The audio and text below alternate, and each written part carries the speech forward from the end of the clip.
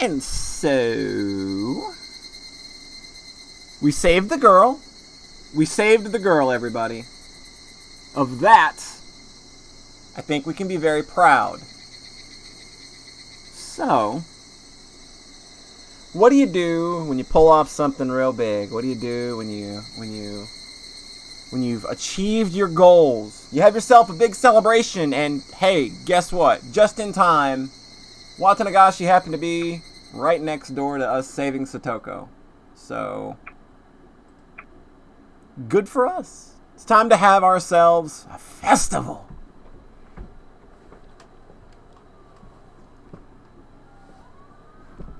Ah, そんなことを言ってたね。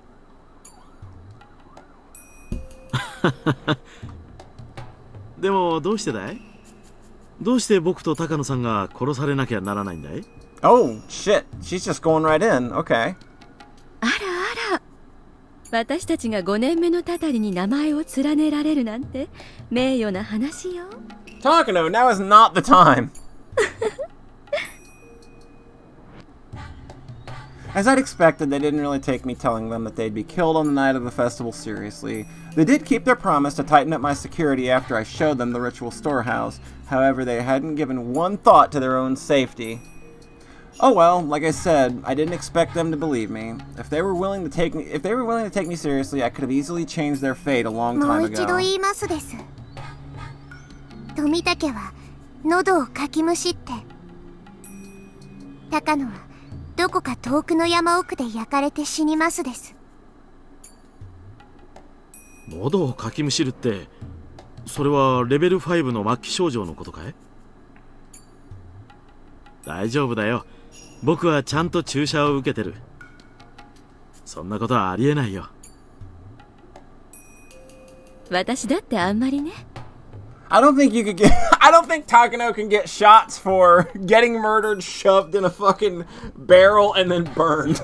どこか遠くの山奥で焼死なんて Yeah, 失礼な話だわ。there's not a shot for that, my dear. それがあなたの夢の中に出てきたというの？今夜だけでもどうか気をつけてほしいのです。騙されたと思ってどうか僕の言うことを聞いてはくれませんですか？私たちの身に迫る何かというのも夢のお告げなのかしら。大丈夫よ。あなたの身辺は山犬がちゃんと警護しているわ。今日だって8人があなたの近辺を警護しているのよ。Its technical designation is Hinamizawa-itis, Sayara. Remember. ありがとうです。僕の警護は十分助かっています。ですから高野たちも同じく用心してほしいのです。Rika cares. She cares. She knows that they're taking care of her and she just wants them to be okay too. That's it. 心配してくれてありがとう。大丈夫だよ。こう見えても体は鍛えてるんだ。Look at this guy, he's been working out. It shows. Look at you. You're kind of ripped, my dude. 降りかかる火の粉くらいはちゃんと払えるよ。Takano taking full advantage of that. Tomitake flexed his bicep and smiled. He was probably trying to make me feel better, but all he really did was make me feel sadder. This is the sad part about being me. I know the future, but I can't tell them. It's as if it was a rule of the world. People tend not to believe what I tell them. 死ぬのです。富武と高野が死ねば、次は僕が殺されるのです。二人が死んだら誰が僕を守ってくれるのですか？どうも相当悪い夢を見たみたいね。大丈夫よ。もし万が一私たちが死ぬようなことがあっても山犬があなたを警護するわ。山犬は本当に僕を守ってくれるのでしょうか？守ってくれた試しはないのです。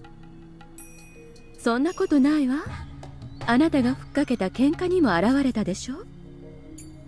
あなたの近辺を常に警戒してくれているわ。もちろん平時にはそこまでの警戒はしていないけれど、先日のあなたの要望以来、あなたへの警戒態勢は非常に高度な状態を維持しているわ。That's right, you look at a guy like Takano, you see those guns, and you're like, yep, Those are the arms of a man that could probably tear his own throat out. 入江所長の警護よりも厳重なくらいよ。Wow! We have better security than Irie! 富武と高野が死んだ後も、その警戒態勢は維持されますですか？無論よ。あなたの身ほど大事なものはないんだから。僕たちは今夜殺されてしまうともう決まってるのかい？参ったな。富武に生き残る意志がないのなら、死んだ後の私の身にしか興味がないです。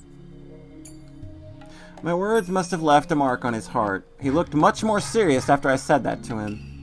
やれやれ。わかったよ。せいぜい今夜気をつけるよ。沖宮へ戻るときは僕にも警護をつけることにする。Okay, like maybe this is the thing. Like she's telling them this time. Maybe this is the time that it sticks. 二人の時に襲われるのだと思います。だから今夜二人きりになってはダメなのです。But Rika, I think you do know these two are involved, right? あらあら、焼いてるのかしら？ Oh my! おませさんね。Like I thought, I can't change their fate. When we saved Satoko, everyone shared the same sense of urgency. That's why we all got together and saved her before it was too late. However, these two have no sense of urgency at all. How can I make them understand? I sighed and gave up. 高野、さようなら。今日までありがとうでした。ちょっと待ちなよ。リカちゃん。I had nothing else to say to them now. Instead, it might be worth talking to someone else. If I could get someone else to protect them, I might be able to change something. I can't give up yet. Fate is as thin as a piece of paper. It's just like that lid on a jar of jam. It's not going to open unless you believe it will. I have to believe that I can change my fate. If I don't, it's not going to change. 富武さんと高野さんがですか？ Oh yeah, those two are fucking. それは本当ですか？ I've told Irie this so many times in the past. He tends to listen to me more seriously than Tomitake and Takano do. However, that doesn't mean that he can actually do お something 社 about it. 様の巫女の僕が嫌な予感がするから。では、理由になりませんですか？わかりました。そうおっしゃるなら、お社様のご神託かもしれませんね。今夜そんな事件があれば、5年目のたたりということになってしまいます。お二人には注意するよう、私からも伝えましょう。All Irie would end up doing would be warning the two of them, which was exactly the same thing as what I did. In other words, it wouldn't matter in the least. Irie is just a researcher, and he has no ability to deal with unexpected trouble. That's why Takano works for him, after く all. れぐれもよろしくお願いしますです。ペコリ。Who else would treat me seriously? Who would be able to prevent Tomitake and Takano's death?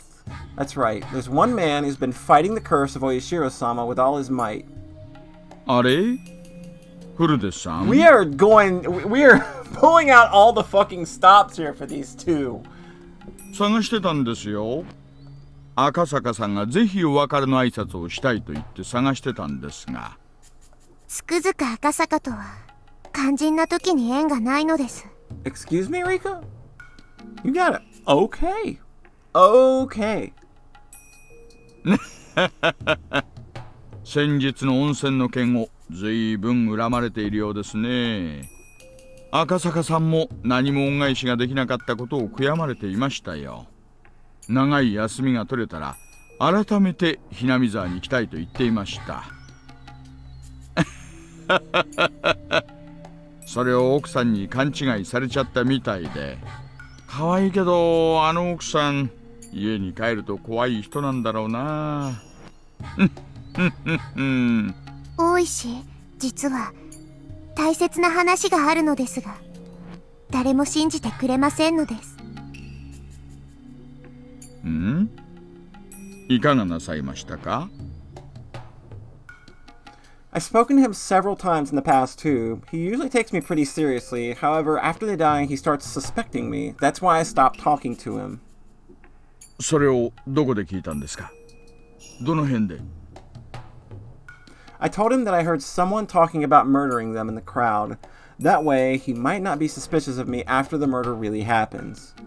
確かに富武さんはよそ者だし、高野さんと合わせれば2人。一人が死んで一人が消えるか。確かに5年目のたたりとしてはあってもおかしくなさそうですね。デマの可能性もありますが、わかりました。ダメでもともとお二人をマークさせましょ襲うならひなみ沢と沖宮の間の道だとも言っていたように思いますです。 You have a lot of very specific information about this, little girl. Tomitake's body will be found on the road leading out of the village. From what I remember, he's discovered where the concrete road turns to gravel. う。わかりました。車を1台張り付かせましょう。そのくらいの余裕はありますので。He agreed to get involved, and he wasn't suspicious of me either. I'm sure it seems odd to people that Oishi actually believed this phony-sounding story of mine. The thing about Oishi is that he strongly believes that there's smoke when there's no fire. I've learned from experience that he tends to believe my information. However, that personality of his has caused me so much trouble in previous worlds. Of course, there's no question why he's so eager to believe me either. This is his last chance to expose the curse of Oyashiro-sama before his retirement. Even if it might be fake, he still wanted to believe it. That was convenient for me since I couldn't show proof. くまちゃん、聞こえますか聞こえますか？沖宮への帰り道の途中にパトを1台張り付かせてください。いえ、単なる警戒です。良くないことがそこら辺で起こるかもしれないという噂が入りまして。2人程度でいいでしょう。お願いいたします。ありがとうです。誰も僕のことを信じてくれないので困っていたところなのです。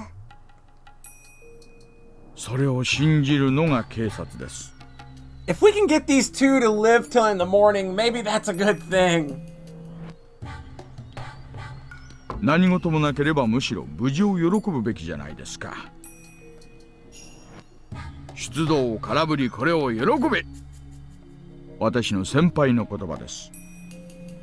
それにせっかくのタレコミ情報を見過ごして事件を防げなかったらこれほど悔しいことはありませんからね。Tell him about the mountain now. I see. That's his way of thinking about things.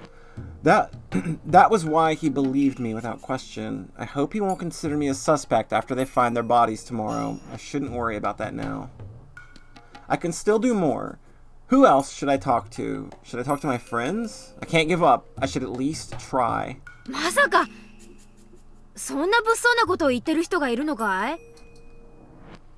よりにもよってこの日に不謹慎だな。あれか？今日起こるかもしれないって噂のお社様のたたりってやつか？うん。連続4年起こってるからね。やっぱり今夜も起こるかもしれないと思ってる人も少なくないみたいだね。怒ると思うのは勝手でございますけど、富武さんと高野さんを名指しするなんて失礼な話ですわね。富武さんと高野さんにも念のため伝えた方がいいんじゃないかな。もう伝えましたですが、信じてもらえなかったです。Yeah, that could throw things into a complete clusterfuck. そりゃそうだろうな。でも万が一何かあった後じゃ遅いしな。大石さんに話した方がいいんじゃないか？ Nobody in Hinamizawa is fucking better than Tomitake and Takano, and everybody's jealous. もちろん、もう話しましたです。へえ、リカちゃまはなかなか手際がいいじゃないですか。でも確かに用心に越したことはないです。今夜だけはひなみ沢村連続開始事件、通称お社様のたたり。はっきり言って何年も続かれちゃ困るんだよね。面白がって模倣するバカも出てくるし、何より村のイメージダウンにしかならない。つまり今夜何も起こらなければそれで連続はついえるわけだろ。なら今夜起こらないように何かすればいいわけだ。なんかって何ですの？悪いことが起こらないように村中で見回りでもしますの？見回りなんかしたらかえって不用心な気がします。そもそも手の打ちようなんてあるんですか？一応綿流しの準備会の方では連続開始事件を模倣しようとする変質者が紛れ込む可能性もあるので、見かけない顔には警戒しようってことになってる。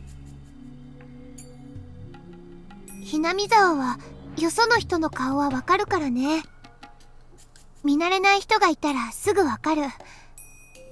だからきっと大丈夫だと思うけどな。でもそれでもきっと富武と高野は殺されるのです。リカちゃん、そうだね。私たちにもできることをしてみようよ。そうだな。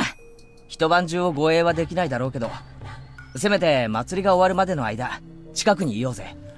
Tomitake, Takano, congratulations! You are joining the club on a temporary basis. Welcome aboard. Punishment games still apply. All rules are still in effect. Let's go. 人が近くにいれば Y'all are gonna 悪 have い連中 fun も with us お whether い you それ like と it 手 or 出しは not. できねえだろ。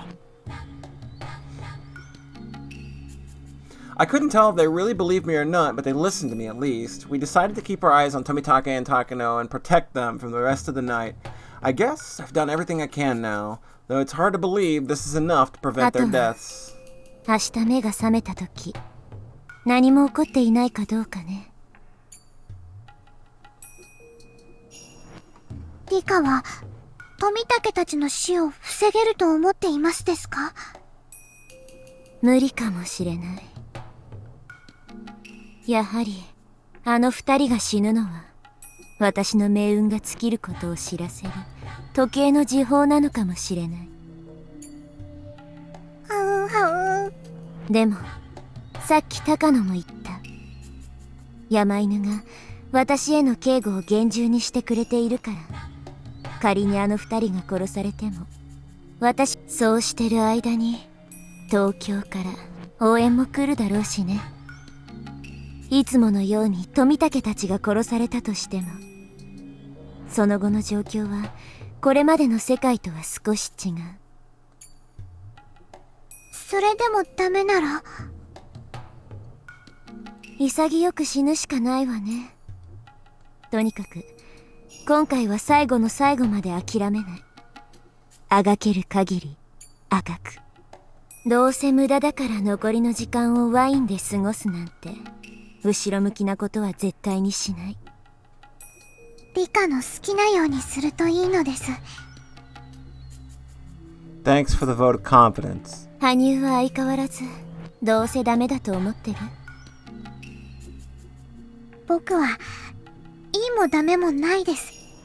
あるがままが運命ですから。 Again, thanks for the vote of confidence. 期待するから心が痛むか。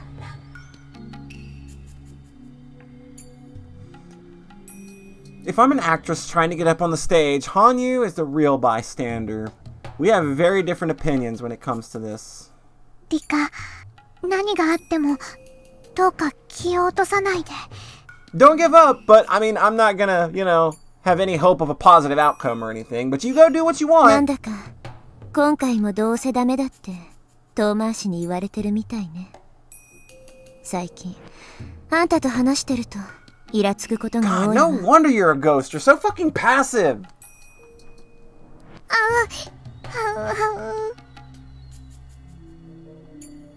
I understand. Honey keeps telling me not to get my hopes up because she cares about me. Because I hope to defeat fate, I get hurt when that hope is betrayed. And the more I get hurt, the closer I get to losing my mind and disappearing. For Hanyu, that means losing her only friend. Losing me is probably the most unbearable thought for Hanyu, since she has to live alone, unable to communicate with anyone else. I now believe that fate can be changed. Even when I didn't have that faith, I still believe that eventually I'd find a way to get out of this maze. Perhaps Hanyu knows something I don't. I might just be a goldfish inside a fishbowl. There might be no way for me to escape my fate. We're stuck alone inside of a fishbowl, yet every day I knock on the glass, believing that I can break it someday. Hanyu keeps telling me that I'm wasting my time. If I get hurt and die, she would have to survive all by herself inside the fishbowl. With that, I think I finally understand our difference of opinions. Hanyu has lived for much longer than I have. Because of that, she understands the laws of this infinitely spanning world better than I do. No matter how much I refute Hanyu, I can never refute the truth. Even so, I still have to believe in my own faith. I believe in a spear that will pierce the wall of fate. My faith will make that spear sharper than ever. We found Tomitake in the crowd and struck up a conversation with him to keep him around as long as we could. However, as soon as the festival ended, they tried to leave. If they left now, I'd never see them again. Mion tried insisting they stay at her house for the night, but Tomitake refused. Everyone tried various ways to stop them from being alone because the murderer might be around. However, we eventually started to believe that they wanted to be alone for adult reasons. And I wound up suggesting that we shouldn't interrupt the two lovebirds. 大丈夫だよ、リカちゃん。富武のおじさまだって男だよ。いざとなれば、高野さんのために獅子奮迅の活躍をしてくれるよ。そうよね。私に危機があったら、二郎さんが体を張って守ってくださるのよね。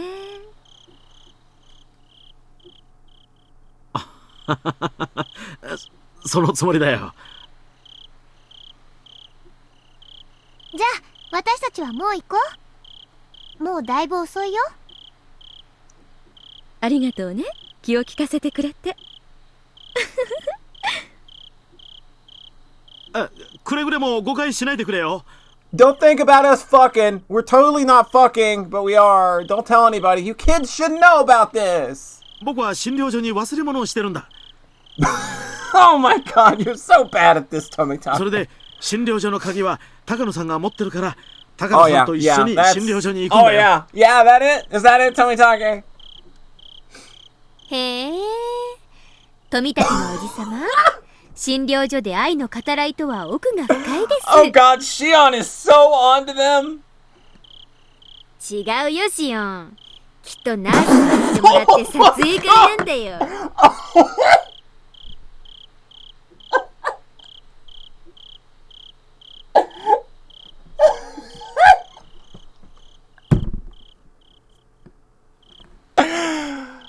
Oh, Mion! Mion, what are you doing to us?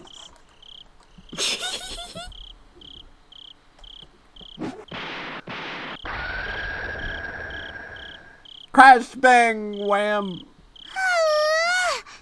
ース服でどんな写真撮るんだろう。太郎。I get... Rena, come on now. がっちり理解できてるなら、照れ隠しに殴るのはやめろ。それからミオンとシオン、お前ら、今までそんな目で富武さん見てたのか。Finally, the way these two sisters can bond. Just make dirty jokes. じゃあね、みんな。本当に忘れ物を取りに I'm 戻 just るだけだ totally から going ね。 back to get something. Totally. ついてきちゃダメだよ。I don't have a thing for nurses at all. That's not why we're going back to get her uniform. That's not it. I promise. 富武、本当に用心するのですよ。 Forgot my lost virginity. 理科の心配しすぎではございませんの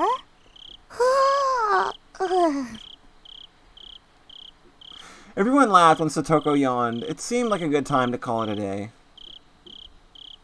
It doesn't feel like I was able to change their fate. I just hope that they pay attention and that they're prepared for whatever faces them. I still might have a chance. All I can do is pray. それじゃあ富武さん、またぜひその時は写真を見せてくださいね。その罰ゲームのシャツ、ぜひ着てきてくださいね。よっ、美女との一夜、羨ましいね。ヒューヒュー。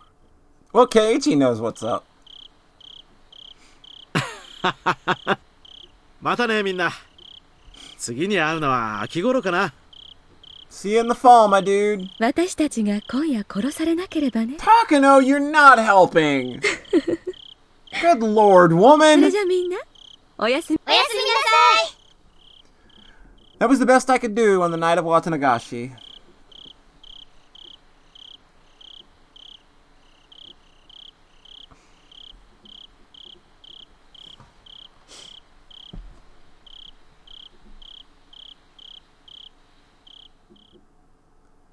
Please tell me what happened this night. This is like a box with a cat inside. Please tell me what happened this night. I don't even know if the cat is alive or dead inside the box. Please tell me what happened this night. The cat in the box is dead.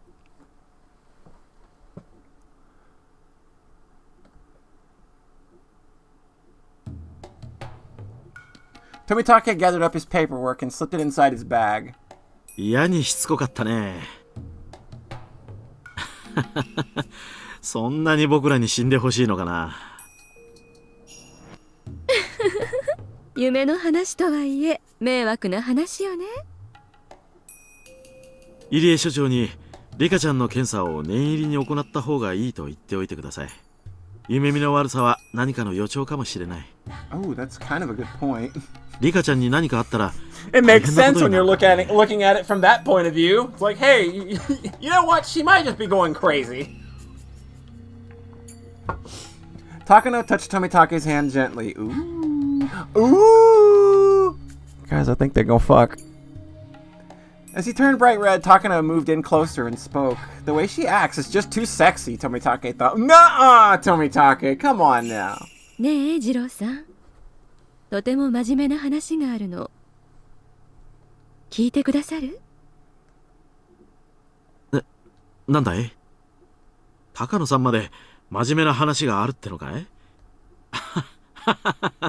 まさか高野さんまで僕が喉をかきむしって死ぬ夢を見たなんていうのは。Tomitake, now is not the time.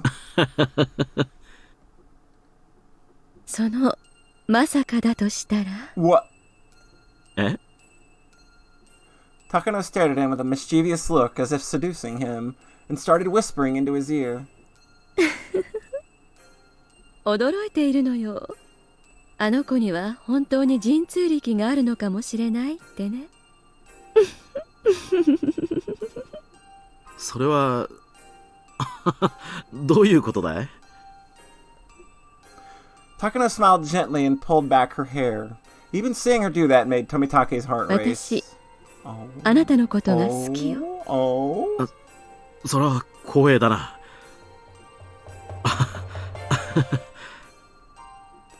Takano's fingers curled around Tomitake's chin, stroking, tickling, and caressing it.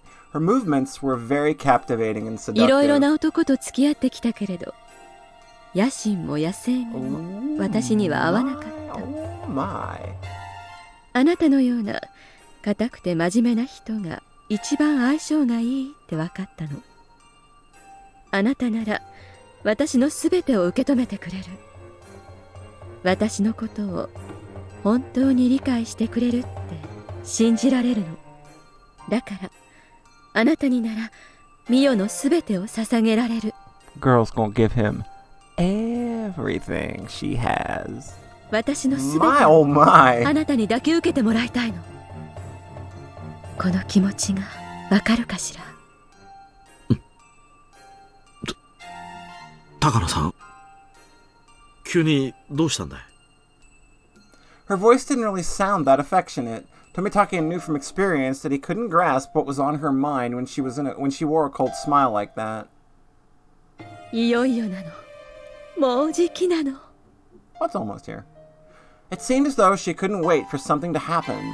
There was a chilling allure to her strange smile that made one question if something exciting was really about to 何が happen. もうじきなんだい？ Tomitake asked, trying hard to resist the temptation. 私の夢が叶う日がやってくるの。君の夢？そう。私の夢。話したことがあったわよね。それとも、私なんかが話したことは記憶に残らないのかしら？いや、覚えてるよ。君の夢。Tomitake's response was vague. Either he didn't remember or he hadn't understood it very い well. よいよ、お社様のたたりが現実のものとなる日がやってくる。その日こそが、私の子供の頃からの夢が叶う日。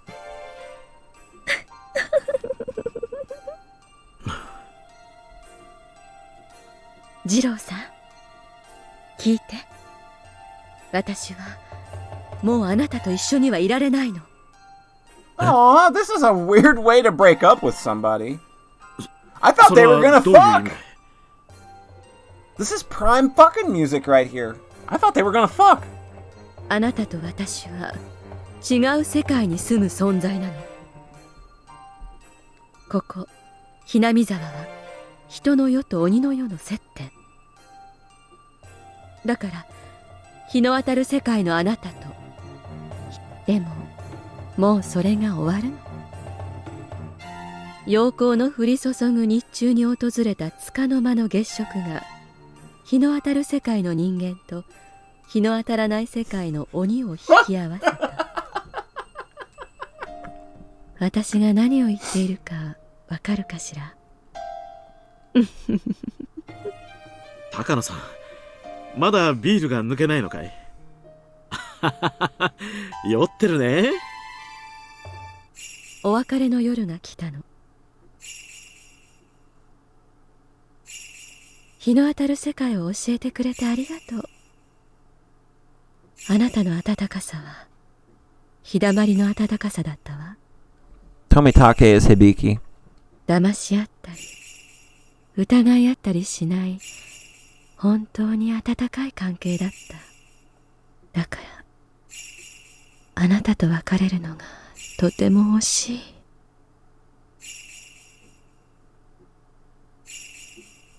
She pulled herself away from Tomitake and slowly stepped back, as if signaling the time had come for them to part. 君が何を言っているのかわからない。何の話なんだい、高野さん。だからあなたに選んでほしい。私のそばにいることを選んで日の当たる世界のすべてを捨てる勇気を見せてほしい。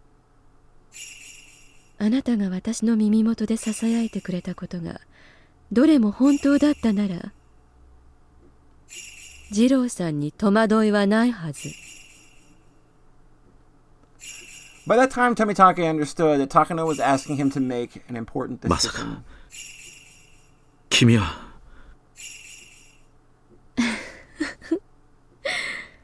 そのまさかなの、二郎さん。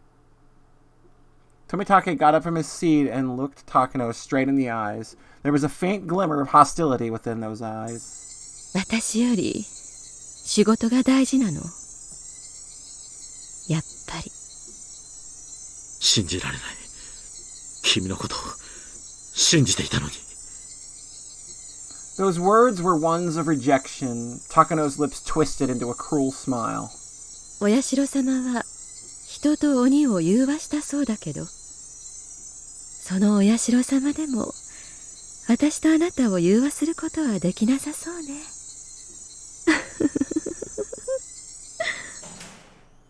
Takano slowly opened the door. 6 men in overalls were standing there at the ready. Tomitake was frozen in shock. The 6 men walked up to Tomitake with no expression on their faces. It was immediately obvious that they were going to do something to harm him. これは何の真似だ。ひなみ沢症候群は導火線に火がついた爆弾と同じ。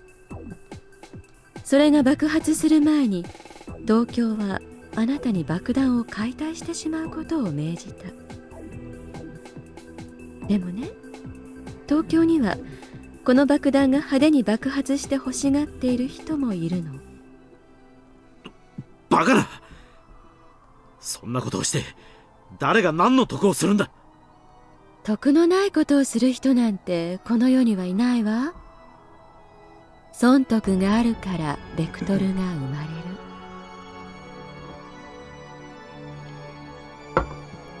ニッパ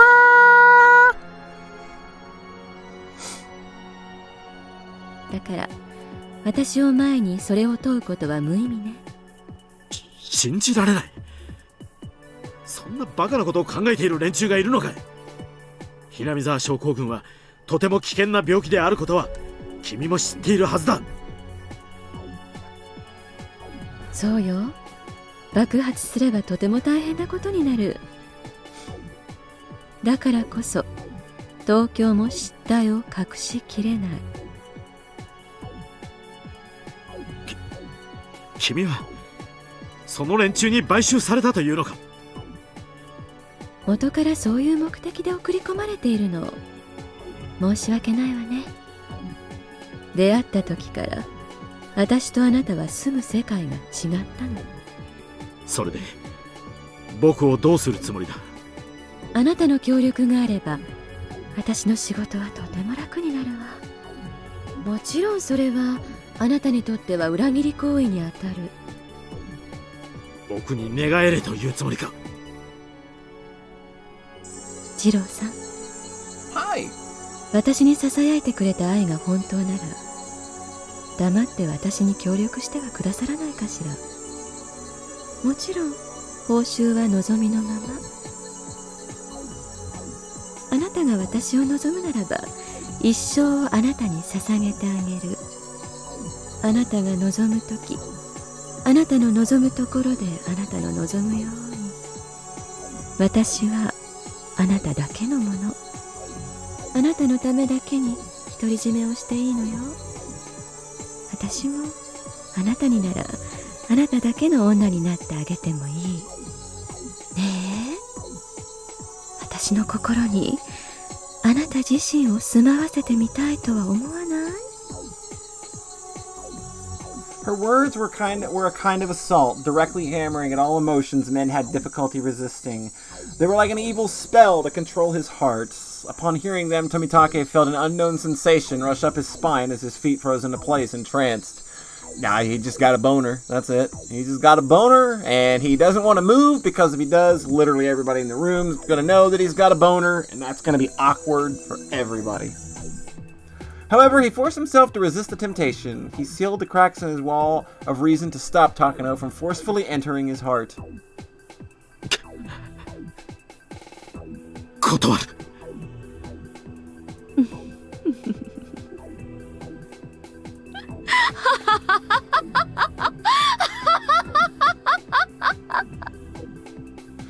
She had known from the start that Tomitake was going to refuse her. Even so, Takano let out a triumphant laugh. It's funny, she thought Tomitake would refuse right away.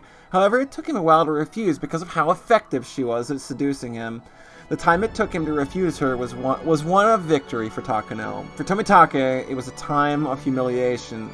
Takano continued to laugh. She sounded rather like an evil witch. そう言うと思ったわ。それでこそ私の大好きな次郎さんよ。Takano raised up her right hand and gave a signal to the mountain こ dog. の木君、君も寝返ったのか。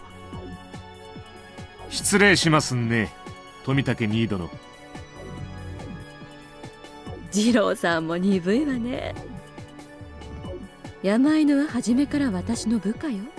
Oh, hey, does this guy have sprites? Let's see. Whoa! That's pretty dope sprite. He's got a pretty dope look, I gotta say. He doesn't have a potato graphic, though. Takano does. She looks very happy right now. この診療所は最初から私たちが掌握している。知らないのはあなたと入江所長だけよ。Takano's potato boobs are enormous. くそ。 Tomitake moved into action, sensing the danger that was about to befall him. His first His fist thrust out as quick as lightning, knocking one man down before he could even blink. However, the other mountain dogs certainly weren't going to just stay there and watch. They all attacked him as one. He tried to strike back with an elbow, but he simply couldn't overcome the difference in numbers. Tomitake tried his best, but soon enough, the mountain dogs had wrestled him to the ground. Well, this unfortunate position for our boy Tomitake at the moment. 離せ離せんかこいつジタバタすんな They pinned him down so that he couldn't move さ an すが inch. ね、二郎さん。6人がかりでも手こずらせるなんて素敵よ。Takano walked over and smiled while looking down at ねえ、二郎 Tomitake. さん。どうせ断るんでしょうけれど、私の自己満足のためにもう一度聞かせてね。やっぱり意見を変えて、私の味方になってはくれないのかしら。Surprise!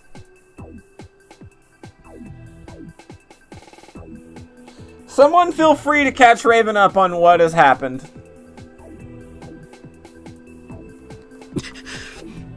無駄だ But I think it's pretty obvious. 君の仲間にはならないその一言が欲しかったの。私の未練を断ち切るためにね。Takano was holding a small case in her hands. She opened it and showed Tomitake what was inside. その注射は。いやね。想像がついてるくせに。バカな。すべて破棄したはず。二郎さん、あなたはこう思っているでしょう。たとえ破棄した例の注射だとしても、自分は予防薬を投与済みだから注射されても免疫があるはず。Yep, there you go. Sayara's basically got it.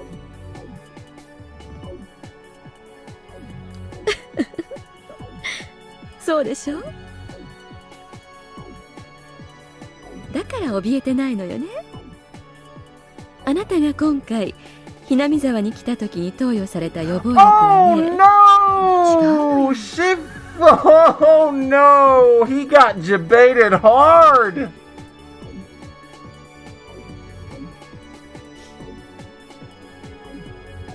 あなたは今自覚してないだろうけども、すでにレベル3クラスで感染してる立派なひなみ沢症候群の潜在患者なの。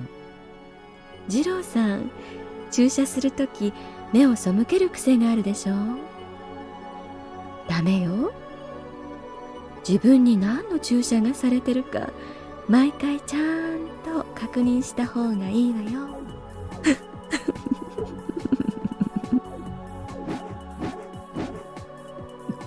くそー、離せや。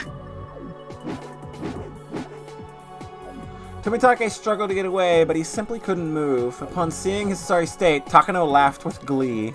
H173 は二郎さんもよくご存知のはずよね。H173. 投与することで感染し、かつ興奮状態を誘発することで疑似的にレベル5を発症させる。どれだけ劇的な効果があったかは二郎さんもご覧になってたんじゃないかしら。被験者は盛んに頸部液下のかゆみを訴えていたわね。過去の症例の文献から見ると、どうもレベル5発症時にリンパ節に異常なかゆみを訴えるケースがあるみたい。抗原抗体反応の一種かもしれないわね。だから二郎さん、あなた運が良ければリカちゃんが予言した通りの死に方ができるわよ。自傷で自ら死ぬか、それとも脳を憎悪で焼かれて廃人になるか。あなたはどちらになるのかしら。ね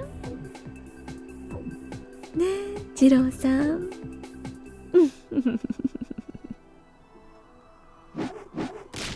やめろやめろこれじゃあお注射は難しいわね。眠らせてあげて。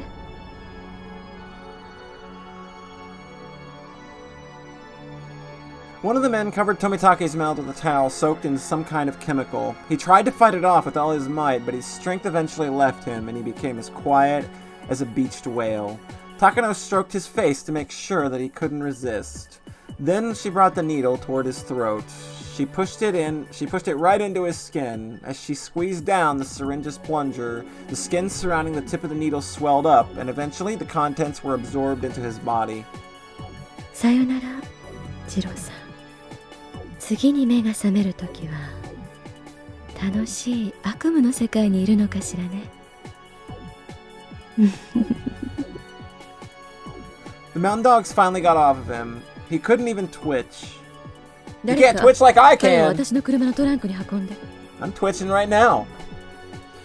Someone put him in my trunk. Two of the men lifted up Tomitake and carried him outside. そうそう。彼の愛用の自転車も一緒だときっと喜ぶでしょうね。地獄へ行っても好きなだけサイクリングができる。The mountain dogs all quietly laughed at the joke. ではこれより終末作戦を開始します。They stopped laughing as she began to speak. おこのぎは以後の連絡を待て。入江所長から目を離すな。あとフルで理科にも注意してね。どんな第六感か知らないけど少なくとも彼の死に方だけは当てたわ、あの子。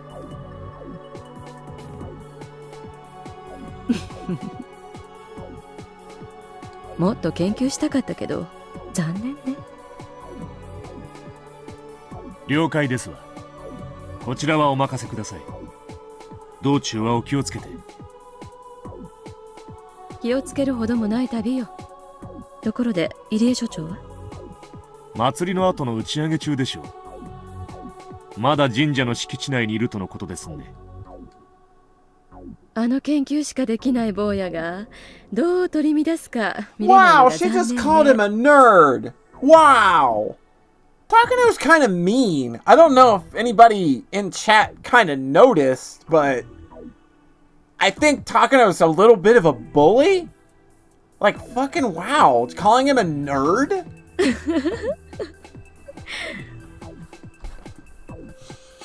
The mountain dogs started laughing again, too. I don't know what they're laughing about. Now she's just being mean. Takano checked the time on her watch. It was nearly 10 p.m. Most people would have left the festival for home. Those people that were still probably enjoying the after party were getting drunk inside the shrine. It was a good time for her to leave without being seen by では anyone. 私も出発するわ。死んでくるわね。You what?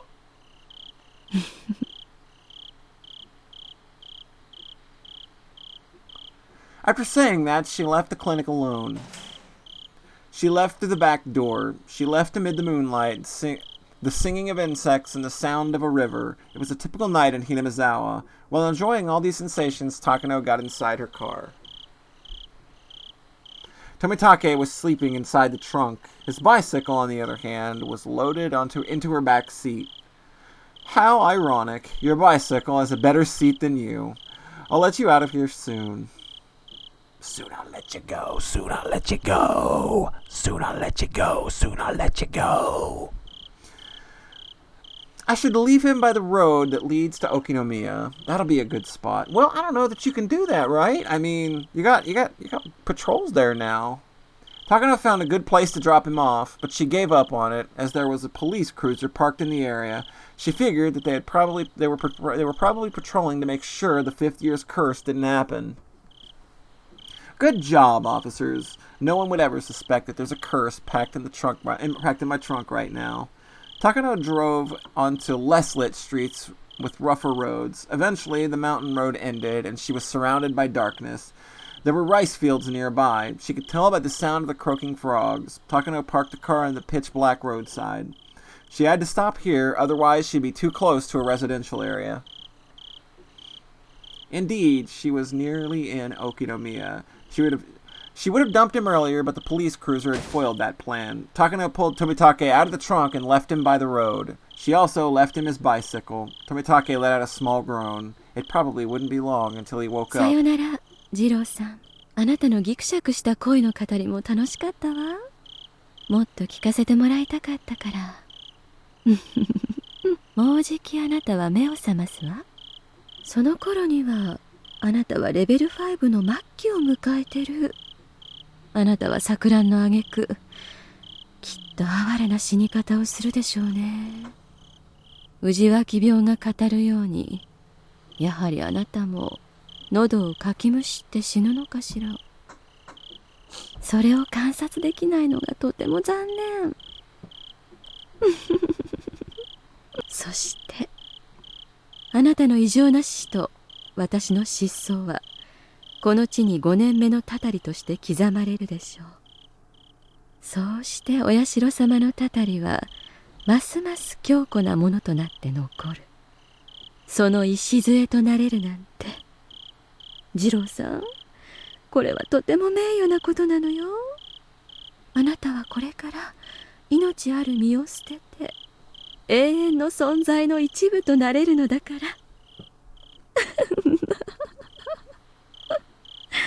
That was her last farewell to Tomitake. Takano got back inside her car and started driving. She could see the place. She could see the place she left Tomitake in her rearview mirror, but it was already shrouded in darkness.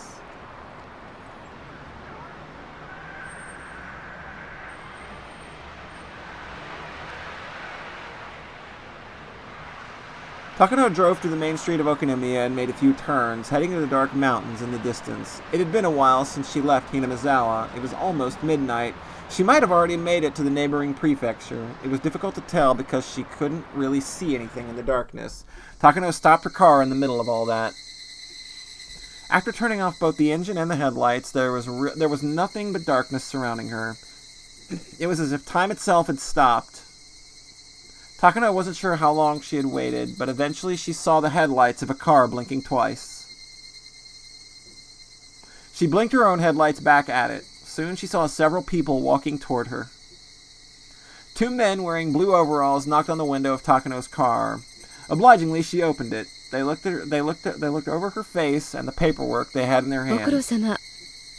高野よ。After confirming her identification, they called someone over the radio. 本部どうぞ。ヒナを確保。尾行ないか。尾行はなし。後方400メートルクリア。尾行はありません。お疲れ様でした。どうぞ指揮者へ。書類をお預かりします。書類カバンはトランクの中よ。これが鍵。あとコーヒーがもらいたいわね。入れてくださる？ The command vehicle was a trailer with a bunch of high-tech communication equipment inside. The light of the electric equipment shone beautifully in the dark. コーヒーです。どうぞ。Another man in blue overalls offered her a paper cup. ありがとう。私の死体の方は大丈夫？ What is going on with your corpse? You very alive lady? 現地にて移送終了との連絡が入っております。現地？隣の県の山中でドラム缶に放り込まれて焼け死になのかしら？死因までは確認させます。Operation Doomsday. That was the name of their mission. The goal of the operation's first stage was Takano's escape from Hinamizawa and the extraction of 18 specific classified documents. That goal had been completed. Assassinating the liaison from Tokyo, Tomitake, was also one part of their goals. That one had also been completed by the way Takano had planned. He was not killed that way just because Takano had wanted to see it. It was intentionally planned that way so that the office in Tokyo would be suspicious of the Irie Institute.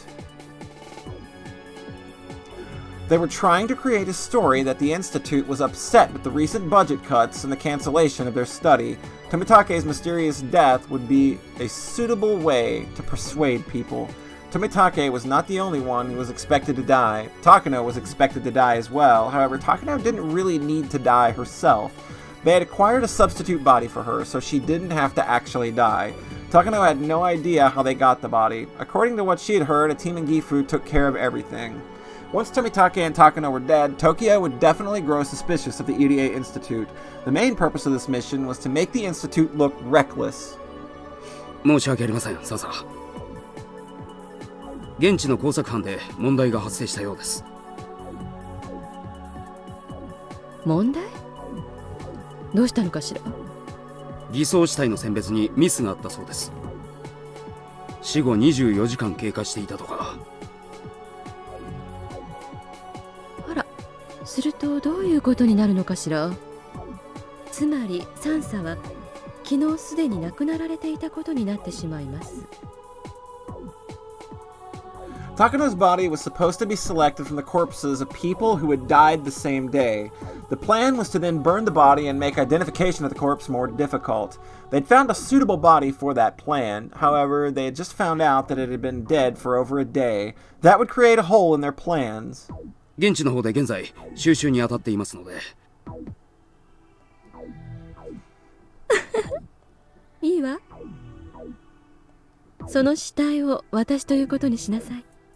は、しかしそれでは。ひなみ沢を滅びに導くお社様の使いが実は前日に死んでいて、祭りの当日には死者として歩き回っていた。Wow, she's good! 面白い。それは実に面白いわね。Takano laughed with satisfaction for a while. The other people in the vehicle couldn't understand why Takano was laughing so much. Takano continued to laugh as it was the funniest thing she'd ever heard. 構わない。現地にはそれを私にしろと伝えなさい。そのくらいのズレがあった方が面白いわ。よろしいのですか？ She is a lady that likes her theatrics. 万が We 一 do と know いう this.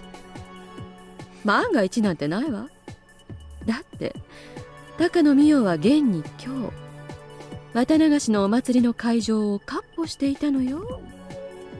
たとえ検視の結果死後24時間以上経っていると出たって、おめでたい連中は検視結果の方が間違ってると思ってくれるわよ。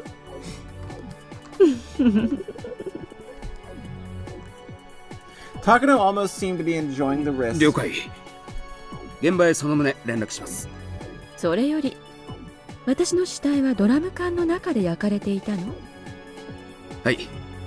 高速道路近くの山中でドラム缶の中で焼けていたのを発見されたそうです。Takano seemed surprised to hear that from him. Then she started laughing strangely again. Nobody could figure out why she was laughing like that.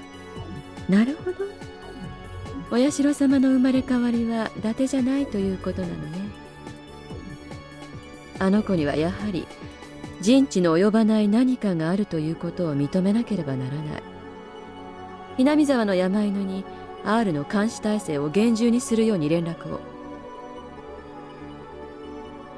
了解。失礼します。沖宮警察が富武の遺体を発見したとの無線を傍受しました。発見したわね。いよいよ始まるわよ。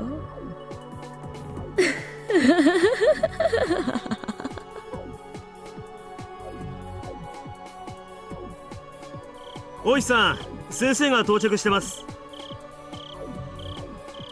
ああ、どうもどうも。どうですか、入江の先生。Oishi entered the area enclosed by a blue tarp. In there, people from forensics were taking pictures of the dead body from various angles. EDA was squatting down next to the dead body of Jiro Tomitake. When he stood up, he was as white as a sheet. 信じられません。そりゃ私だって信じられませんよ。初見で見た限り、仏は喉をかきむしっています。それも自分の手でです。こいつはまっとうな死に方じゃない。十中八九何らかのヤバめな薬物でしょう。彼は何らかの薬物の常習者だったということ Oh でしょ no, he う was a か。 drug addict! さあね。そいつを調べるのはどうやら我々の仕事になりそうです。大石さん、この角材は？多分仏が振り回したんじゃないかと思います。で、途中で捨てて喉をかくのが楽しくなっちゃったんじゃないかと。角材を何のために振り回したんでしょう？自衛のためと考えるのが一番自然だと思います。仏の体に外傷がいくつかあるのに気づいてます？ええ、打撲傷を思わせる跡がいくつか散見できます。ってことは、一番考えられるストーリーは、仏が祭り終了後沖宮へ帰る途中、ここで何者かに襲われた。それで取り押さえられて怪しげな注射とかそういうのをされて、その結果錯乱させられて死に至らしめられた。喉をかきむしるように誘導できる薬物なんて聞いたことがありません。私もそっちは専門じゃありませんが、何らかの中毒による異常行動に自傷行為ってあるらしいじゃないですか。まあその辺はうちの鑑識のじいさまが調べてくれるでしょう。おいさん、失礼します。 What's sus right about now? Put it on the table. That's what we gotta do. We gotta get everything out in the open now. ここから数百メートルのところに富武二郎のものと思われる自転車が見つかりました。おお、そうですか。ありがとうございます。何か手がかりとかは？いえ、初見では特には。今鑑識が行ってます。じゃあつまりその自転車があった場所が襲撃場所と考えていいんでしょうね。Maybe? それで戦ったり逃げたりしてここまで来た。Oishi frowned, crossing his arms in front of his chest. Like, if Irie knows something right now, I don't think he's gonna say anything in front of the police. Like, he might have an idea of what's going on here, but he might just be playing it cool. Irie was looking at the miserable corpse of Tomitake and kept saying the same thing. ありえない。絶対にありえない。Yeah, I think he knows. Irie knew right away that Tomitake's death was caused by the terminal symptoms of Hinamizawa syndrome. He hadn't swung the 2x4 at a real person, but was probably some kind of hallucination due to the L5 symptoms. Violent reactions to hallucinations is one of the clearest characteristics of the terminal stage. However, Tomitake supposedly took a vaccine before he came to the village. There was no way that he could reach L5 symptoms in such a short period of time. Irie didn't want to believe it, but it was obvious that someone intentionally injected him with the pathogen. The pathogen must have been strong enough to give him L5 symptoms immediately.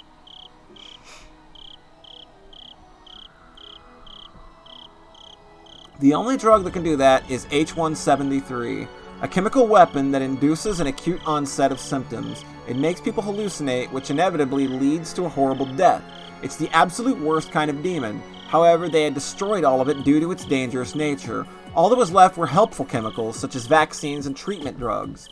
Tomitake was their liaison from Tokyo. Whoever killed him must have had full knowledge about him and this drug. How would that person know he was their liaison? It was then that Irie thought of Takano. Takano is also a watchdog from Tokyo. She's something like a superintendent. It was quite possible that something bad had happened to her too. そうだ。高野さんはどうなったんです？え？ああ、お宅の看護師さんの。多分富武さんと一緒だったと思うんです。高野さんは無事なんですか？先生、彼女の電話番号は分かります？もちろんです。熊ちゃん、入江の先生に電話番号を聞いて署から在宅確認を取らせてください。了解っす。先生、番号を。はい。よろしいですか。Kumage got the phone number, repeated it to make sure he got it, and dashed to the blue tent. 高野さんと仏は確か親しい仲でしたよね。ええ。何かトラブルがあったとか、そういうのは聞いたことがあります？まさか聞いたことないです。仲のいい二人でした。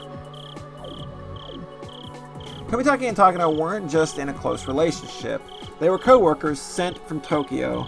They had access to information that even Irie didn't. There's no way there was trouble between them. 何事もなけりゃいいんですがね。下手すりゃ仏か、それとも星か。なるほど。看護師なら怪しげな薬物を取り扱えてもおかしくはないですよね。そんな薬品はうちの診療所にはありませんし、あったとしても厳重に保管されています。高野さんに持ち出せるわけがない。それでも一般人よりは容易でしょ。ですからそもそもそんな薬物は聞いたことがないし、当診療所にも存在しません。Irie made clumsy excuses while he tried to piece together what was going on. However, Irie had no means of knowing the state of affairs in Tokyo, and he couldn't reach any further conclusions. So it was easy to laugh at him, as though he's a frog trapped in a 大 world. 石さん、留守のようです。署の待機組の方で直接訪問すると言ってます。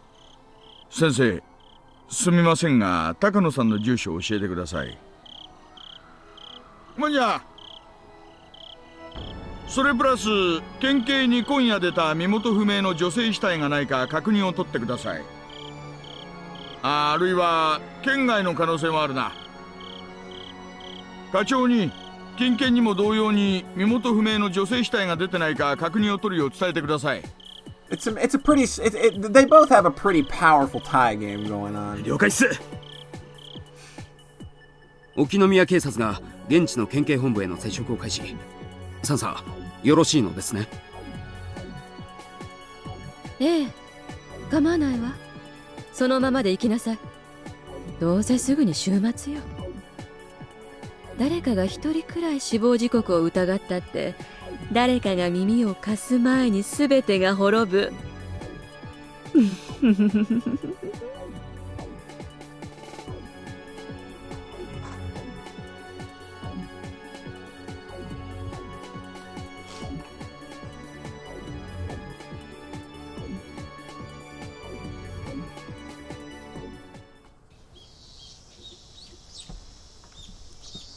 The day after Watanagashi, Oishi showed up at our school. It isn't uncommon for Oishi to show up here today. Interestingly, he always asks to see the most key person in that world. He asked for Keiichi in a world where he gets sick. He asked for Runa in the world where she gets sick. In this world, he asked for me. 富武が死にましたか？ええ。ちょっと尋常じゃない死に方でしてね。薬物か何かで錯乱状態だったんじゃないかと思います。自分で自分の喉をかき破るというショッキングな亡くなり方でした。やはり抗えないのか。There's nothing I can do now. I knew this was going to happen. I'm sure Takano is dead too.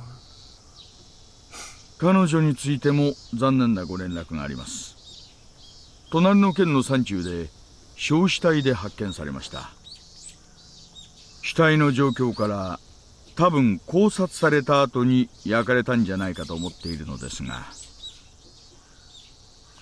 どちらにせよ気の毒な話です。大石の考えは分かってますです。僕が何か知っていると思っているんでしょう。いやいや、まさかまさか。疑うとしたらこの一点だけです。あの人混みの中で小耳に挟めるようなところでこんな物騒な話をする人がいるわけがない。僕が何かの陰謀の片棒を担いでると思っていますですか？と思い込みたいところですが、それも引っ込めました。本当にその気なら、あなたは私にあんな入れ知恵をすることはなかったんですからね。少なくとも今回の事件を起こそうと考えた何者かとは相対する位置にいると思ってます。それが本当ならとても嬉しいのです。Oishi threw a 10 yen coin into the offering box and shook the bell in prayer. どうか今年こそ平見沢村連続開始事件を終わらせられますように。そのために僕に協力しろと。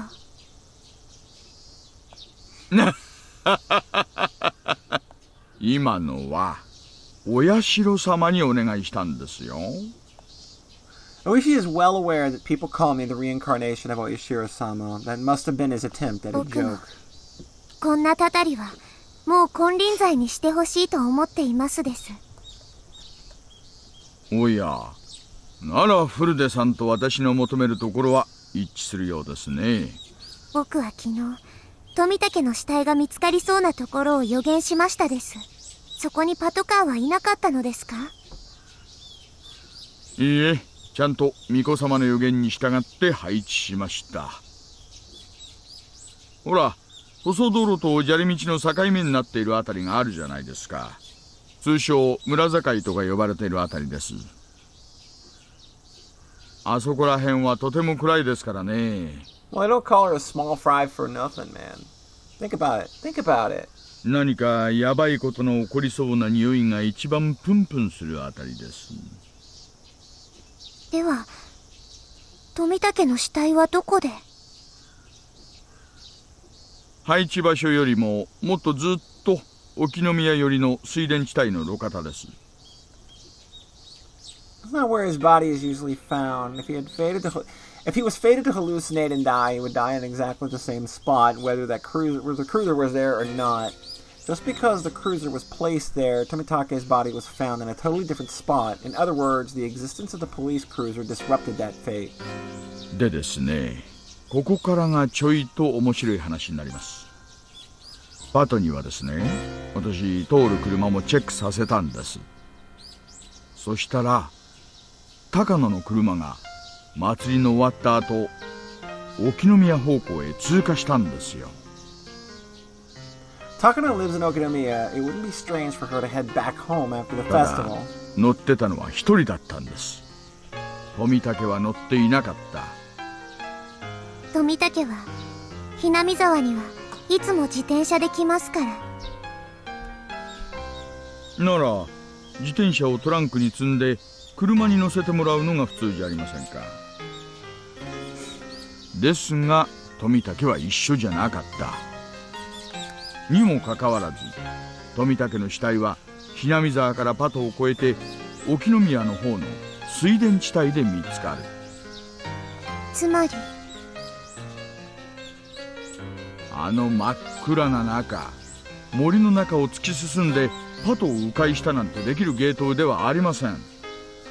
だとしたらパトに気づかれずに街道を抜けるしか考えられない。フルデさん、高野と仏の関係について教えていただけませんか。恋人同士、それしか知らないです。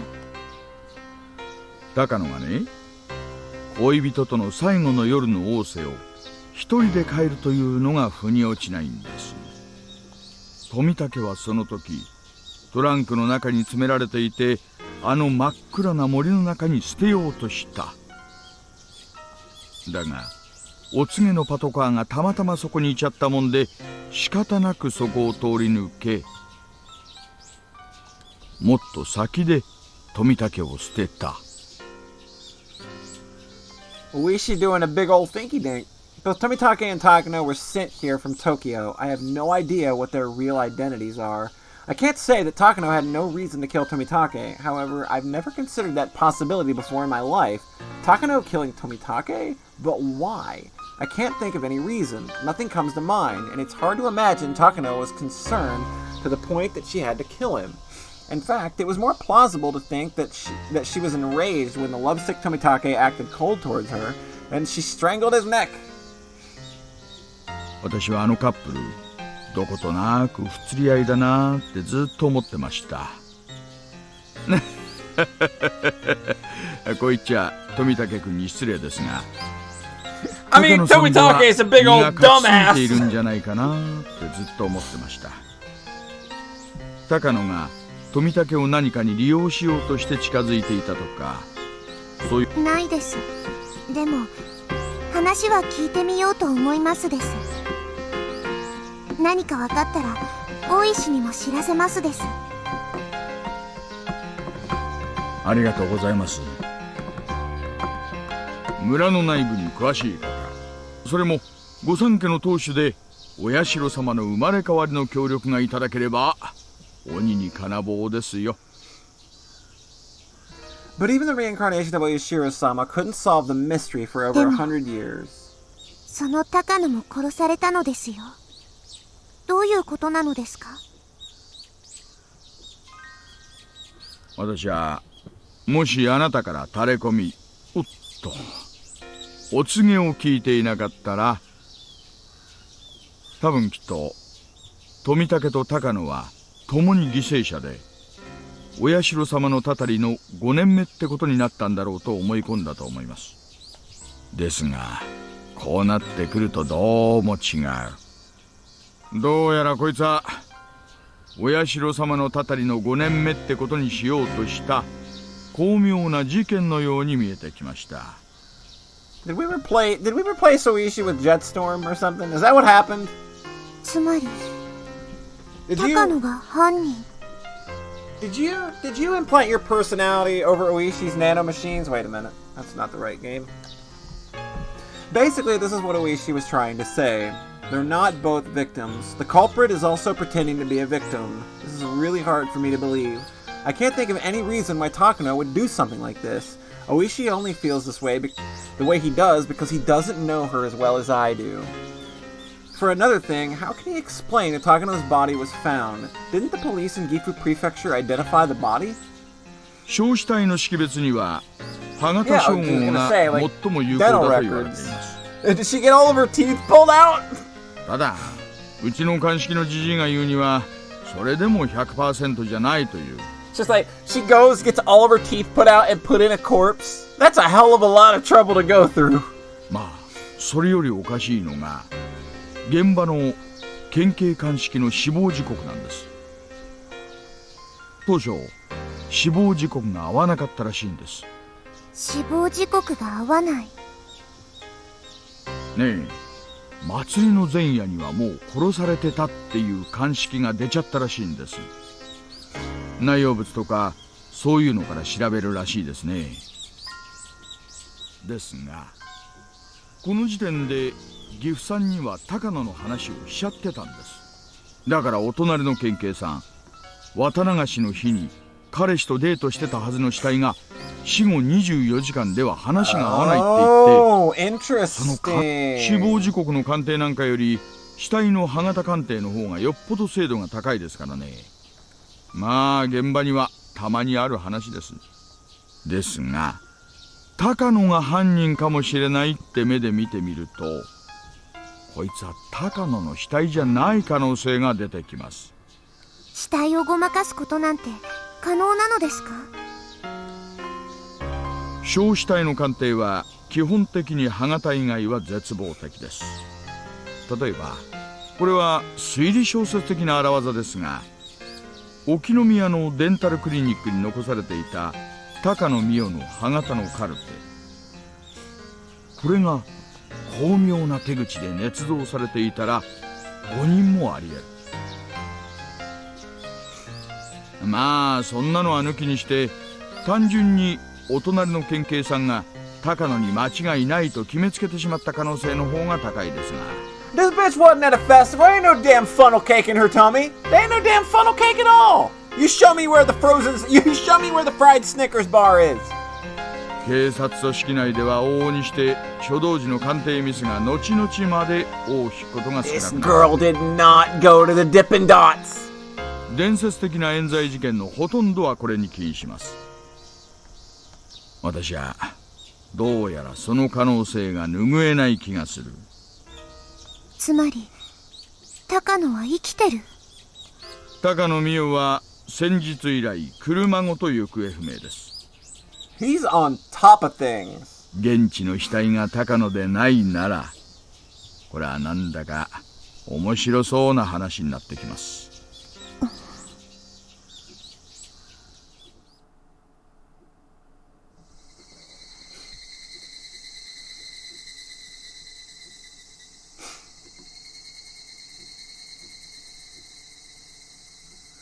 Irie had already heard about the deaths of Tomitake and Takano. It seemed like both the clinic and the office in Tokyo had flown into a panic over it. It's funny how they make such a big fuss about their own people when they don't care about what happens to other people's lives if they'd get in the way of their research. Takano's subordinate Okanogi was in the room. Okanogi was the leader of the Mountain Dogs. I came here to make sure he's still willing to protect me. Based on past experience, they tend to lose interest in protecting me after Takano dies. 高野が死んでしまいましたですが、僕は大丈夫なのですか？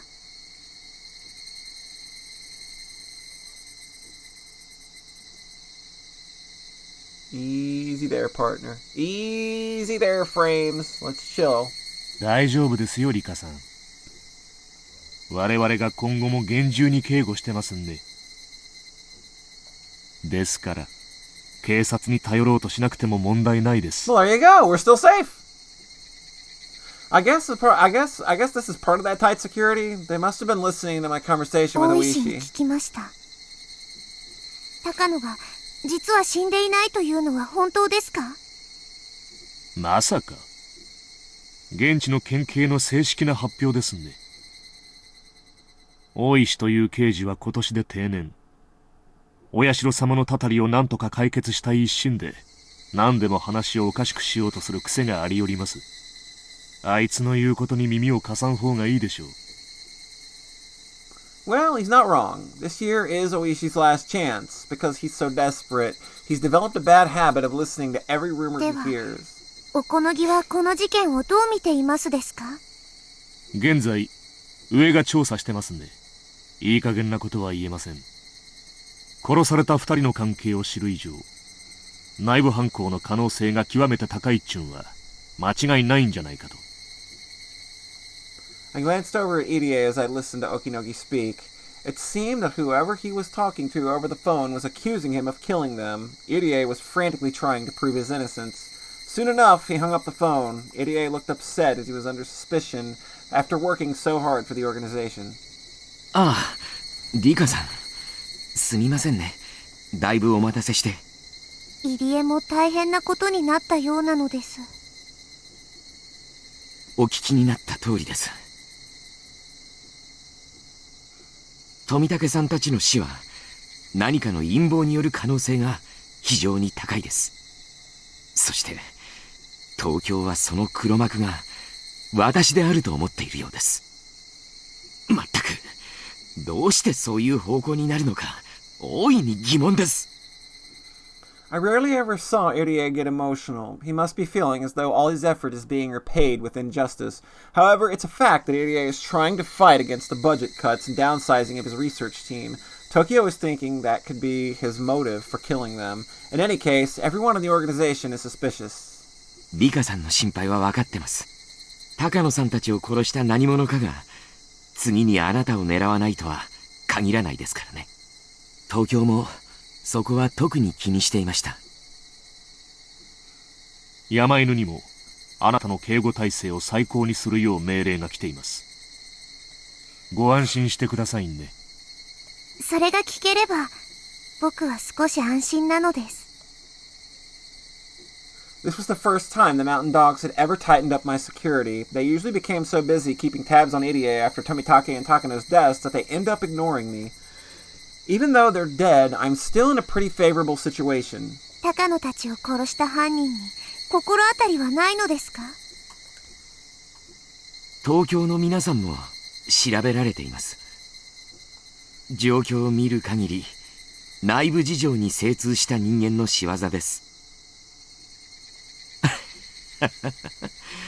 どうやら真っ先に疑われたのは私のようです。富武にああいう死に方をさせられるのは入江だけなのです。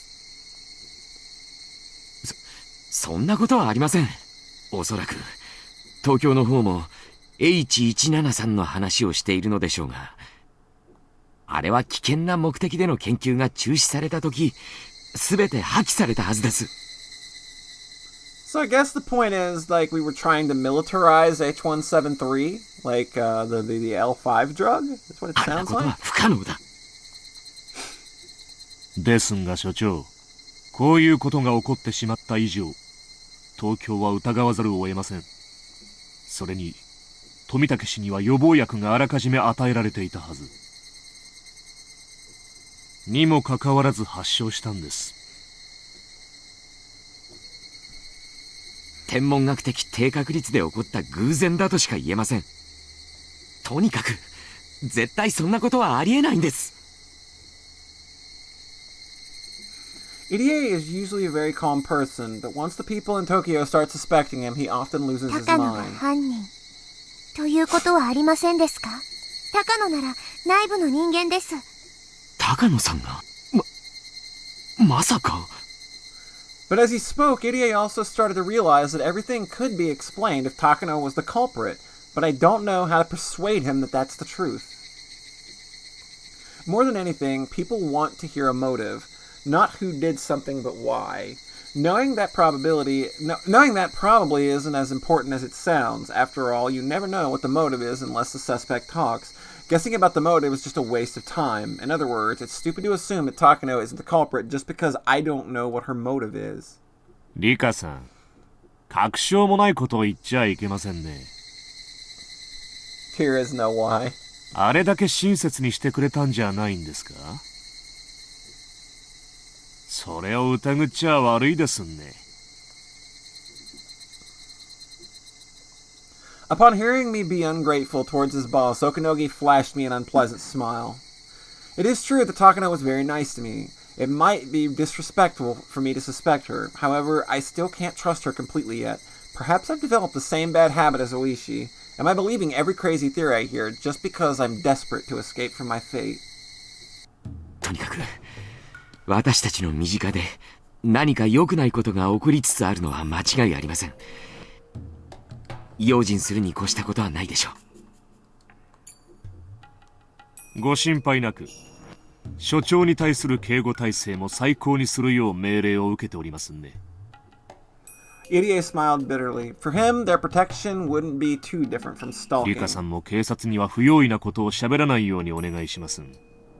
分かってると思いますが、場合によっては機密保持のため、厄介なことになるかもしれませんので。He was implying that he'd have to kill anyone I talked to. This isn't the first time they've warned me about this. It's just, what if Takano really is the culprit? If she is, then Okinogi is almost certainly involved too. Then it makes sense that he wouldn't want me to suspect Takano. But that would be horrifying. If Takano was my enemy, then the mountain dogs were too. This whole clinic is a lion's den. Irie is just a researcher, so he probably wouldn't know what's really going on. The more I thought about it, the more confused I got. Why would Takano do something like this? I thought I'd just convinced myself that the motive shouldn't even matter, but I can't stop thinking about it. Is Takano really behind it all? Am I going as crazy as Oishi just because of how badly I want to solve this mystery? Perhaps the mountain dogs are more like wolves, looking after a flock of sheep.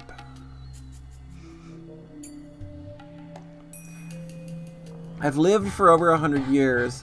I've never once found out who killed me, and I stayed close to the Irie Institute so that they'd protect me. What if that was my big mistake? Well, I'm sure that Irie has no bad intentions. In many lives, I got to see just how genuine his feelings are. I can trust him. However, he's not really reliable. Okanogi glanced over at me. He smiled and told me not to worry, but I noticed an evil glint in his eyes. It's possible that I have Hinamizawa syndrome and that was just a hallucination. I don't understand anything. I don't even know who my enemies are anymore. There's no point in thinking about this any longer. I have to only trust who I know I can trust for sure. There are only a few people, though. Irie, Oishi, and my friends. If Okunogi is on Takano's side, he will be watching me very closely. If I started accusing Takano of anything, who knows what they'd do to me. When this world first began, I thought I had no time left, but that wasn't true. The number of things that happened in just 2 weeks was immense. I probably only have a few more days left until the day of my death. What can I do? How can I change this? Am I supposed to just take Hanyu's advice and resign this time?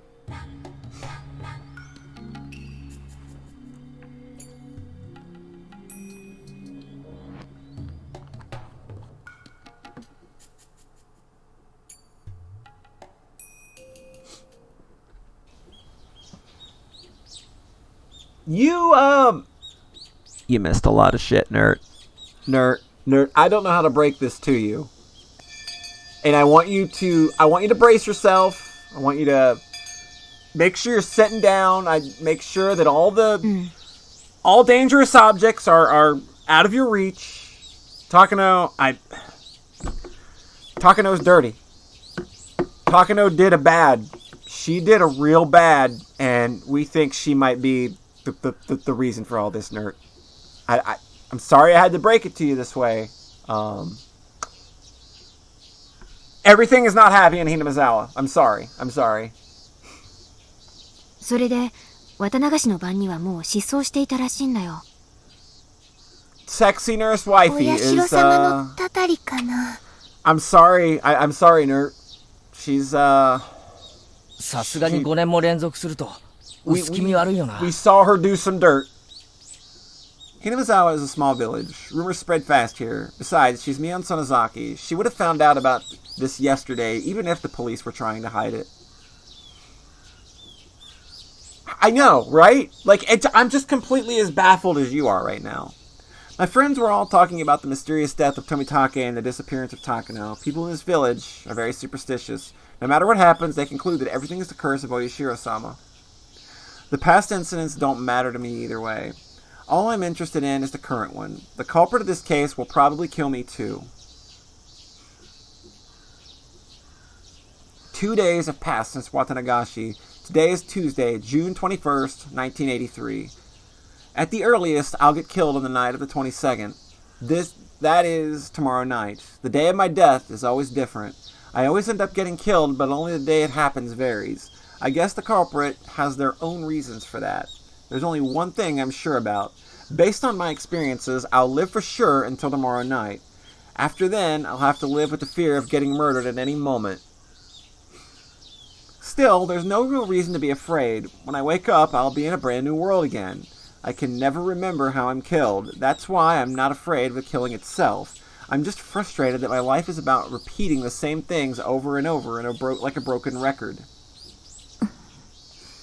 However, at present, I'm frustrated. My classmates just expect their peaceful days will continue forever, but I couldn't feel that way. I feel frustrated and full of sorrow, as I really don't want to die. 明日の夜ですが、リカは悔いがありませんでした。 Look who showed up! Good old party pooper, Hanyu. Just ready. Hey, Rika, you ready to die tomorrow? By the way, did you know that you're gonna die? Sorry, Rika, it's a big old bummer, but what can you do, right? Womp womp. バカ。ないわけないでしょ。 The reactions in chat were pretty delicious, I must say. Hanyu was trying to warn me that I might get killed tomorrow night, as though she already knew it was going to happen for sure. リカはとてもよく頑張りました。そして今年の綿流しは僕が生きてきた中でも一番の楽しいお祭りでした。 I'm just so happy for you! それはリカもだったのではないですか？ It was fun. It was really fun. Satoko had band-aids all over her face, but everyone was there together, and we kicked up a storm. I want this world to continue forever. I can't accept that this world is going to end tomorrow at the earliest, and within 1 or 2 weeks at the latest. また次の世界でもきっと楽しくできますのですよ。この世界はもう終わりなの。こんなにも楽しい世界なのに。もう All my 終わりなの。 friends are alive and happy. Keiichi doesn't feel alone, and Rena's family is happy too. Mion and Shion are getting along, as well as Shion and Satoko. The issue of Satoko's uncle is resolved, and she's no longer treated coldly by the other villagers. This is the best world I've ever experienced, but this world is going to end. リカ、僕たちは特別な存在なのに、リカは自分のことを普通の人間として考えすぎなのです。楽しいパーティーがいつまでも続けばいいのにと子供の誰もが願う。でもいつかパーティーはお開きになりますのです。だから子供たちは楽しい瞬間をどうか永遠に続いてほしいと願うのです。でもだからといって終わったパーティーを嘆くことはない。眠ればまた明日の朝になる。そしてまたいろいろと楽しいことが起こるのです。パーティーが終われば消えてしまうシンデレラなんかいない。私の生への固執を。今のリカはパーティーから帰りたくないと泣いて椅子にしがみつく子供と同じなの Thanks, です。 Hanyu. Thanks, Hanyu. どうして泣いたり悲しんだりする Thanks, Hanyu. Give it up for Miss Rosie Sunshine, the optimist of the century, everybody. Let's just give it up. またパーティーはやってきます。リカは死を越すことを未だに意味嫌っているけれど、 Sure, you have to die, but it's no big deal. 一眠 I りの mean, またぎだという it's の。 like sleeping, but longer. 羽生は昭和58年の6月より先に何があるのか。見たくないと言えば嘘になりますです。 God, you could tell Hanyu you're depressed, and she's the type that would literally just tell you to get over it. でもそれに固執して裏切られ Hanyu, you suck. 傷ついてゆくリカの方が心配なのです。リカには分かってない。気の遠くなるほどの長い時間を誰とも会話することができず、楽しい祭りもじっと眺めているだけ。子供たちの遊ぶ輪を横で眺めていることしかできない悲しさなんてわからない。 Yeah, like, I think garbage child designation is being moved. I think somebody else has laid claim to that title. 誰にも私の姿が見えない。 Hanyu.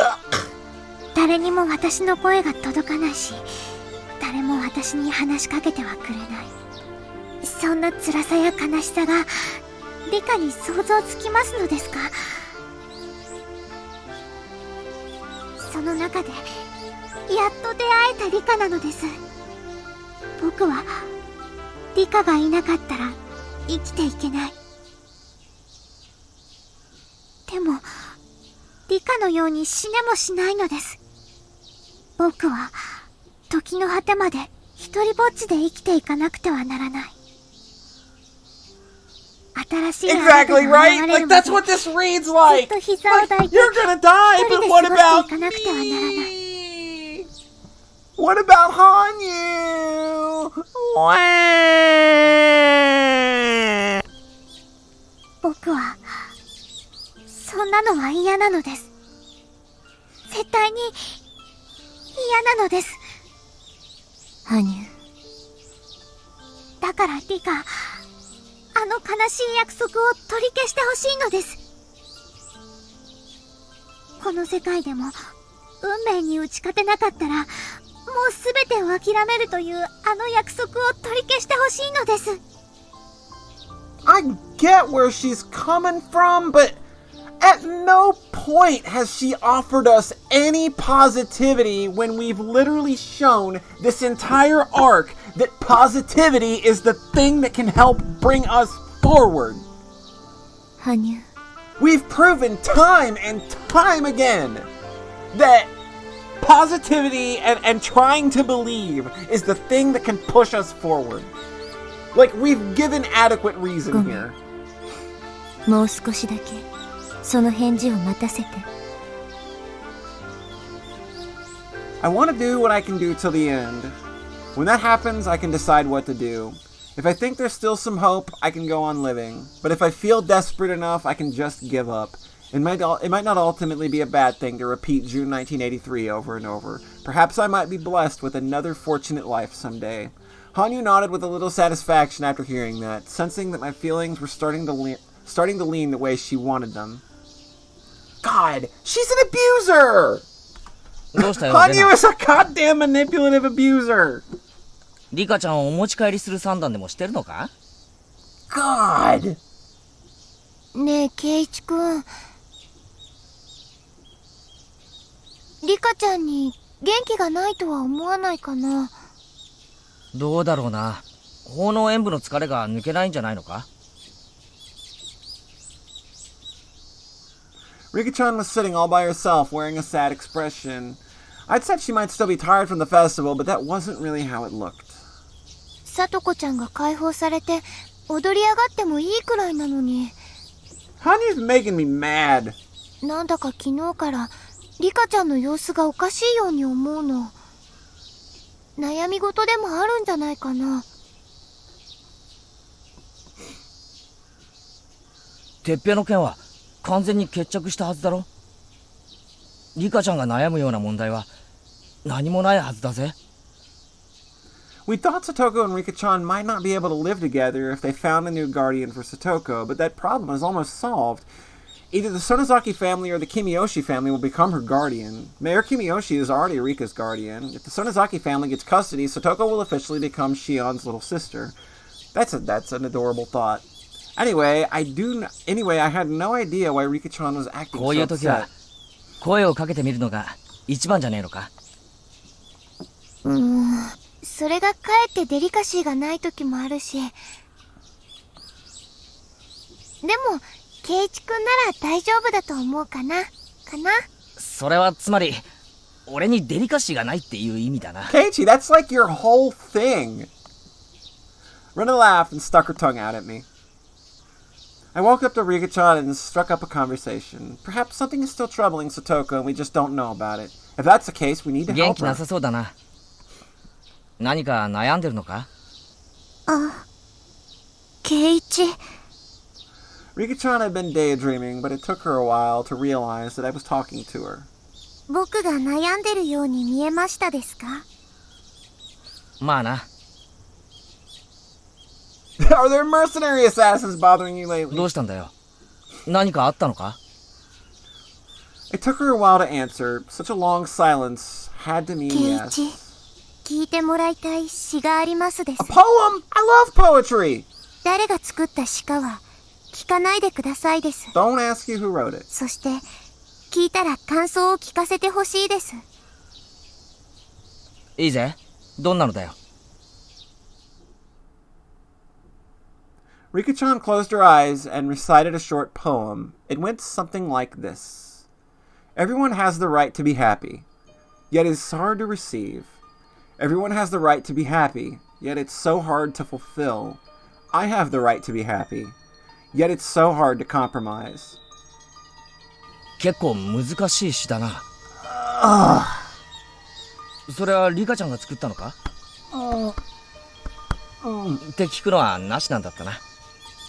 なしです。圭一はこの詩を聞いてどんな感想を持ちましたですか？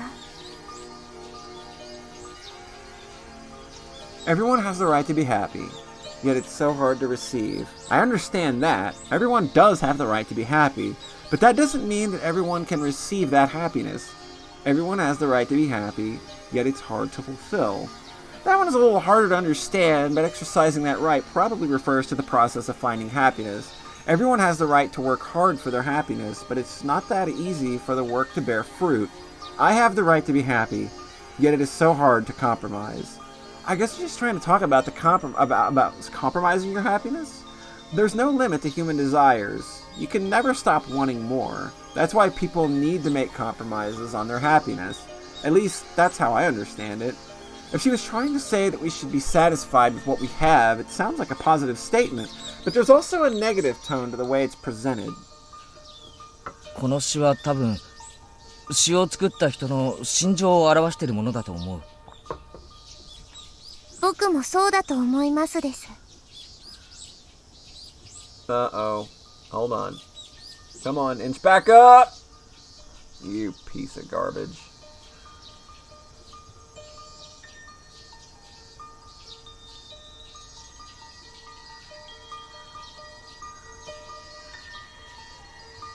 Hold on. We're working on it.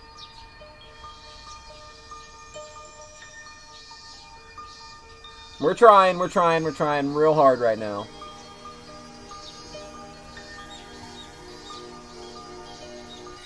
Okay. I think we might be good.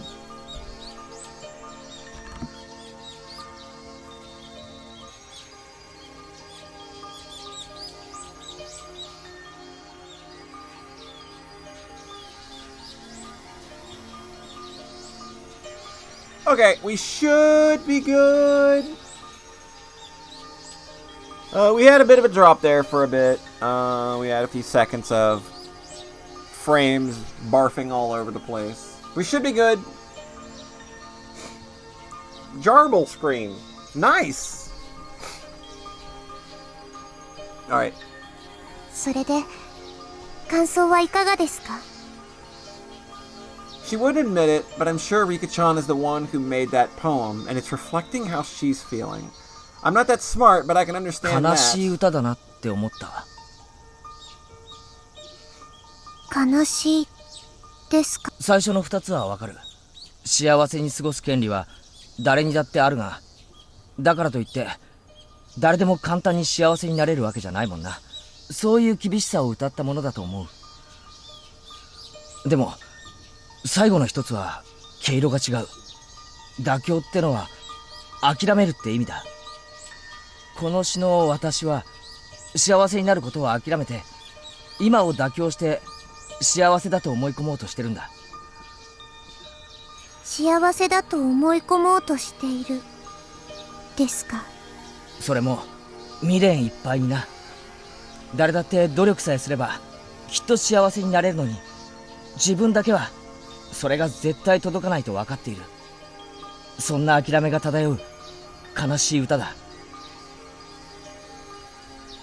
なら圭一、この詩の私はどうすればいいんでしょうか? くじけるなってことだな。くじけるなですか?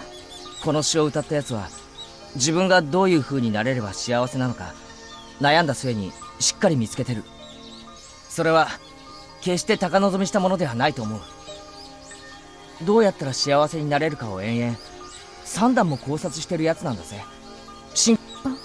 だからここまで幸せになりたいと一途に思ってるなら絶対に諦めちゃダメだと思うぜ、リカちゃん。俺たちは絶望的な状況をほんの数日でひっくり返したんだぜ。みんなで力を合わせればきっと奇跡が起こせる。リカちゃんだってそれを目の当たりにしたはずだぜ。Tell her not to give up, tell her not to give up, tell her not to give up. あるんだろ悩み。打ち明けてくれよ。打ち明けたいことはあります。でも打ち明ければみんなはもうひなみ沢でのんびりと暮らすことはできなくなるでしょう。私にとっての幸せはみんなと楽しく昭和58年6月以降も過ごすこと。だからこそ6月をくぐり抜けるためだけにみんなを巻き込んでもそれは私にとっての幸せではない。ひなみ沢にのんびり暮らせなくなる？どうしてだよ。打ち明けたことを知られたら奴らは必ずみんなを殺す。だから助けを求められない。殺すって穏便な話じゃないな。まさかリカちゃん誰かに脅迫されてるのか? The word kill is not something that most people use casually. I was shocked to hear it coming from her mouth. That's why I couldn't help but raise my 誰が voice. 敵かもわからない状態です。一つわかるのは誰かが私を必ず殺すということだけです。I guess this is like the ultimate test of talking to your friends. ごめん、リカちゃん。話してくれ。一体何があったんだ？ Is Teppei threatening her? No, that isn't possible. The police arrested him, and besides that, the Sonozaki family told him to never come back to the village. There's no way he could contact Rika-chan in order to threaten her. And even if that somehow was the case, Rika-chan could just talk to Mion and everything would be taken care of. But based on her expression, it seemed like this was way deeper than that. ごめんなさいです。これ以上言えば、きっと巻き込 You みますです。 have to drag us into this! 圭一たちが巻き込まれれば、仮に6月を超えられても、それは Then fuck it, we all go down together. We all go down in the sinking ship together. だから、打ち明けられないのです。それが多分、私が望む幸せに対し、妥協しないということなのだと思いますです。リカちゃんがさっきから何を言ってるのかリカちゃんのその言い方、先日までの聡子にそっくりだぜ。聡子に？ああ、耐えることが美徳だと勘違いして戦う勇気を忘れてる。そういう風に聞こえるな。You're already 電話で forgetting! 聡子に戦う勇気を奮い起こせと劇を飛ばしたリカちゃんらしくもないぜ。My words had clearly hurt Rika-chan's feelings. She bit her lip and went quiet for a moment. 巻き込まれれば、圭一たち Then も bring it きっ on! と殺されます I です say よ。 fucking bring it! 殺されるのはごめんだな。でもよ、放っておけばリカちゃんは必ず殺されるんだろ。 Come だったら on. 俺もリカちゃんのいない未来なんて Rika, are ごめ you んだな。 gonna let Satoko be stronger than you? リカちゃんが俺たちを巻き込みたくないって思うように、俺たちもリカちゃんを失いたくないって思ってる。荒事は大歓迎だぜ。それに3人集まれば文殊の知恵って言うだろ。部活メンバーみんなで相談し合えば必ず妙案が出るぜ。いくら部活メンバーでも、無理なものは無理だと思いますです。俺たちを巻き込みたくないから打ち明けられないんだな。ならリカちゃんは俺たちに打ち明けず一人で死のうってことなんだな。そういうことだと思いますです。耐えることを美徳だと勘違いするな。戦う勇気を思い出すんだ。心の整理がついたらいつでも何時でもいいから相談してくれ。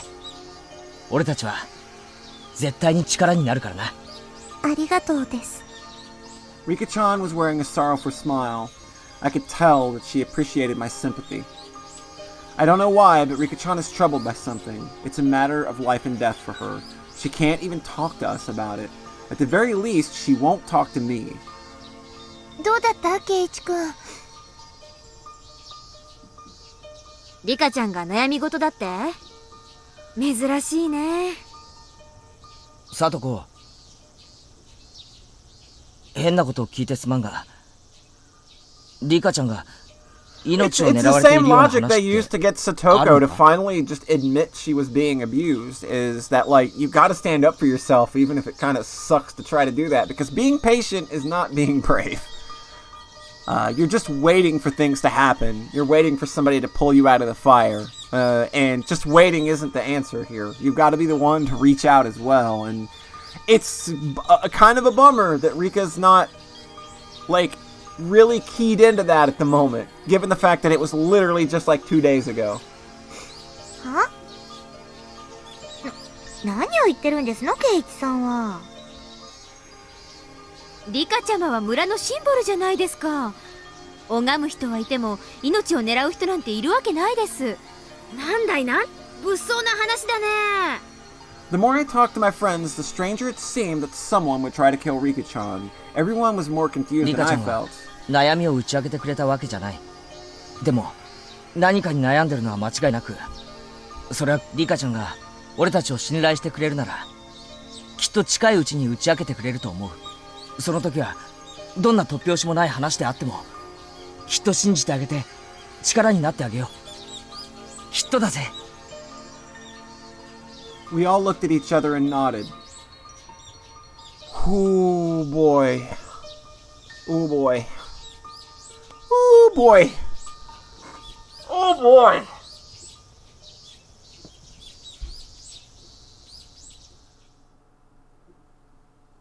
Faded Notebook 2 and 3. Alright, I'm gonna need Jetstorm, Raven, and Sayara to get ready on Discord because I'm gonna talk to them here in a minute. So I'm gonna read this tip, and then I'm gonna go ahead and give you all a call on Discord. So go ahead and get your headphones ready and stuff. Be ready. We're gonna have a little bit of a discussion. It's not gonna be super long.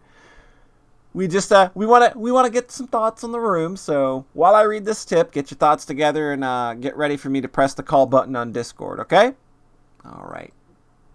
We're gonna view tips. Faded Notebook 2 and 3. The Son of God promised that he would be resurrected within 3 days. Sinful men guarded his grave to make sure he would not wake up, but that was foolish of them. He meant that his spirit and his lessons would be resurrected, not his physical shell. Do not be afraid of physical death. If you achieve great things, you will live again. You will surpass death and become immortal. A demon took the Son of God to a cliff and told him to jump off. He claimed that if he was really the Son of a God, a miracle would happen to help him survive. He tried to challenge the Lord. The Lord challenges humans, but humans may not challenge the Lord. The challenge is to suspect. Suspicion will speak words of evil into your ears, and it will make you falter. Do not doubt your own achievements. Do not doubt your own life. Do not doubt your contributions. Do not let others criticize your achievements. This is the same as doubting your own life. Hifumi T. All right. I'm going to go ahead and drop a save here, and then I'm going to hop on over to Discord, and I'm going to place a call, and we're going to have a couple minutes to talk here. See how things are going. Sarah, what are you posting in my chat? Okay. All right. Hopefully everybody is ready in Discord land. I'm going to hop over here and press the call button. See how this is going. Oh, it's going. Hey, Raven. Yeah. Hey, Sayara. Poor Jetstorm. We cannot hear him. Quick, press actually, I haven't spoken yet. Okay, there you are. Okay. So, roll call, Sayara. Hi. Roll call, Raven. Hi. Oh. Oh, yeah, you probably want to mute the stream. And Jetstorm, roll call. Hi. All right. How's everybody feeling? How y'all feeling? I'm trying not to scream. Whoever screamed kind of took the scream from my scream. I see my avatar right now, but that's how I'm feeling. You're looking a little under the weather there, Sarah. All right. So I got to throw to the obvious to the obvious here. Jetstorm, you've been mighty suspicious of Miss Mio Takano for a while. So that prediction has finally bore fruit. How does it feel, and what are your thoughts? I don't know how I feel. Okay, no, maybe I do know how I feel. I feel alive in knowing that once again I have solved a game way before it happened again. It happened with Zero Time Dilemma a little bit. It happened with VLR. It happened with 999. It happened with Danganronpa, actually. The visual novel solver. Right? I just feel alive. I feel great. I even got the death thing. I even got the burned body thing right. Yeah. If I ever get off my butt into a visual novel, I have to pick your brain. You have to tell me, like, is it want something that even Jetstorm can't figure out? Well, yeah. The opposite. Ask him for advice. Be like, how can I make this the most impossible to solve story, except for like your galaxy? To be fair, the clues are all there.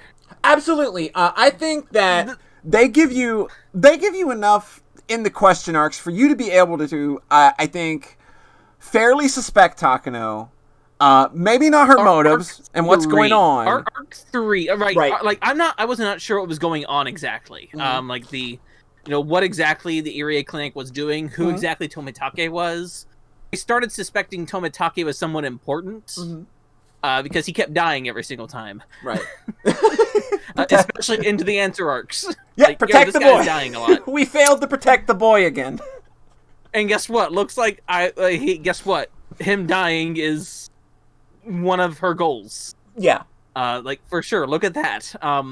But in Arc 3, when Keiichi, of course, meets up with Takano and with Tomitake's bike, that's pretty obvious. She's the one who does this to Tomitake.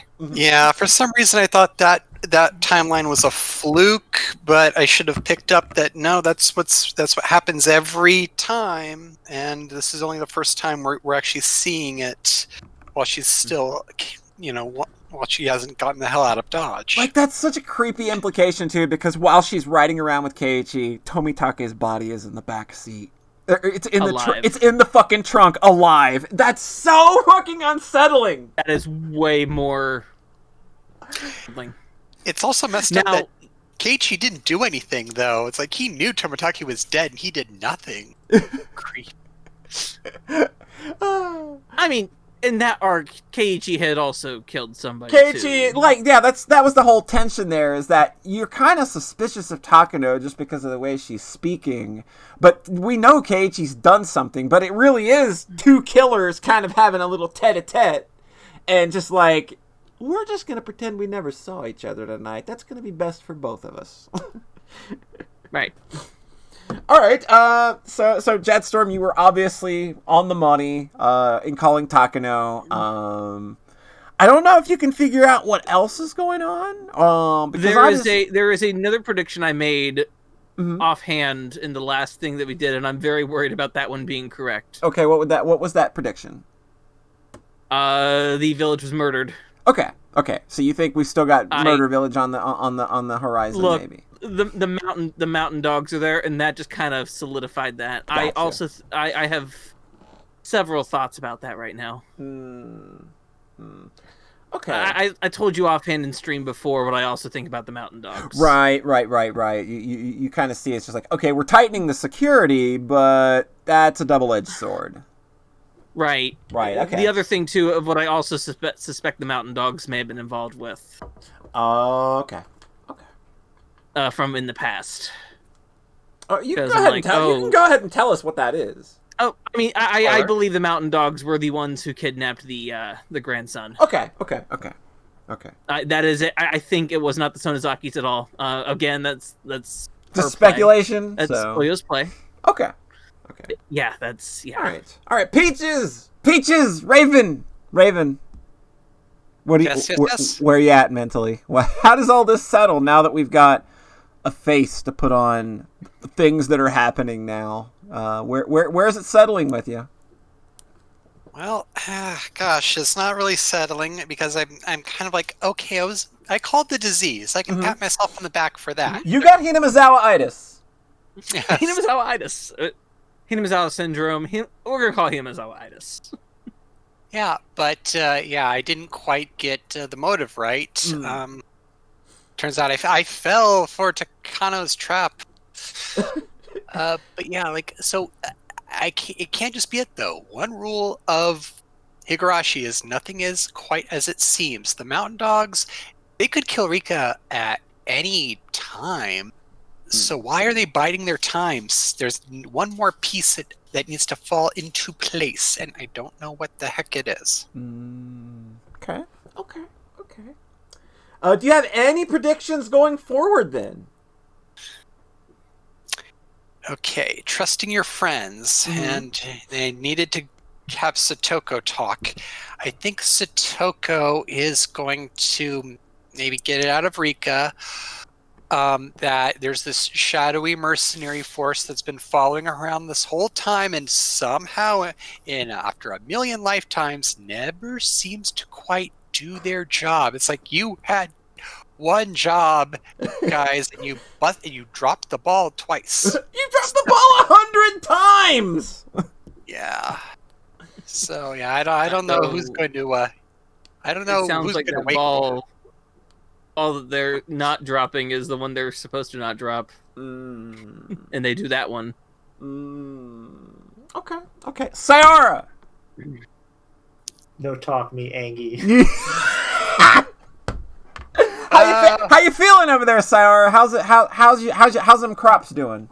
The crops are dead. Crops are dead? How's your face? Do you see my face? Chat can't actually see my face, and I can't post it because it's spoiler. Okay, so where are you at now with all this, Sayara? Okay, so it's nice to know that none of this is actually by gods or anything like that. Everything seems to be done via human interactions and stuff. So it's grounded in reality. It's grounded in reality. That's cool. I hated Takano before, and I hate her even more now. Oh wow! You just never liked her, huh? I never liked her. No. But she was either really creepy, really obnoxious, but now also a really big jerk. She's kind of a bully, it turns out. Gosh dang it. In terms of what's going to happen, because this arc is dead, basically. The Mountain Dogs are going to be the one who kills Rika. They are the ones that also killed Rika in all the previous acts because they're keeping a tighter security, quote unquote, on R. And now the only thing that I don't know is how exactly does the swamp explode? Because that's like the elephant in the room. Because if the previous tip that we saw at the end of the last arc has anything to say for it, the end of Hinamazawa is like the truth. That always seems to happen every time. But why? Okay. I can probably give you a feasible answer for that. And it's not even a spoiler. Rika goes to Taco Bell, right? I'm hanging up. She just has a big old pile of their beans. Big old bean burrito. Just boom. Like Hanyu is just like, ow, ow, ow. Yeah, it didn't. Big old fart on his Hinamazawa. burrito. That's just cigarettes. Well, I just kind of wanted to pull the three of you on after this specific episode because I knew what was going down, and I knew that it would be fun to kind of get reactions. Like once the curtain is pulled back on one of the biggest parts of this story and what's causing shit to go wrong, I thought it would be fun to kind of get everybody's thoughts. So thanks everybody for kind of being willing to come in and have a little impromptu chat about it. I thought it would be fun to get those reactions since y'all have kind of been the constant doing the podcast with us and you've been here all the time. So it'd be fun to get those reactions. It's real good to finally be to this point and not have to dance around it. Oh, my pleasure. Anytime. Cool. So I'm gonna go ahead and Molly, I don't know how you kept me back. When you say things, I have to dead them in a way that is. It probably makes me look like a better actor than I am. Because when people come in and they literally tell me the plot to the game, I have to, on the fly, think of how I'm going to react to that and find a way to dead it. To have a complete poker face about it. An excellent poker face, or at least poker voice, I guess. And I'm glad that I didn't give it away or I didn't have reactions that made things obvious. I tried to play it as close to my chest as possible without being obnoxious and without being too unsuspicious or weird about it. So. The only thing we really don't know, even at this point, is Takano's motive. Really, at this point, aside from whatever her duties actually are. Right. This sounds like there's some personal motives here too. I saw it. I said it in chat. Somehow that notebook she gave Reina, that one somehow had a little truth in it. Truth in all of these notebooks. Reina suspected the Irie clinic. She suspected the Irie clinic. She called Okanogi. She pointed that out, the inconsistencies there. So it's funny how when you think back to Tsumi Horoboshi and how much Rena actually was right. Like, she actually got some shit right. The details were a little bit wrong, but yeah. We have yet to confirm aliens. Yeah, we might not be able to confirm aliens at this point. Unless Hanyu's an alien. Unless Hanyu's an alien. Right. I mean, Hanyu is an alien. She had horns. Nobody has horns. She is like the horned trash. She's the new trash can girl. So garbage child. She gets to be the new garbage child. Oh. Ow. I mean, that's right. She's done a few things, but yeah, it's like hope is not keep giving up, because eventually things will be perfect, but it also means don't give up after one last try if you can still keep going. I don't know. I see it from both sides. I think they both have a point, but I think with the like the way I look at it is like the route we've been on, like we've proven time and time again that we can fight this shit. Like, we are better than the awful shit that surrounds us. We overcame a generations-long fight to keep a family from being ostracized. Like, what's a little mercenary gang got on us, right? Right? Got resources, maybe. Whoever they're actually working for. Right, exactly. Because it sounds like someone's working. Sounds like someone doesn't like Hinamizawa in Tokyo. Could be. And there's it seems there's vested interest in Hinamizawa syndrome. Right. It's not just building a dam. It's not a damn problem. Damn.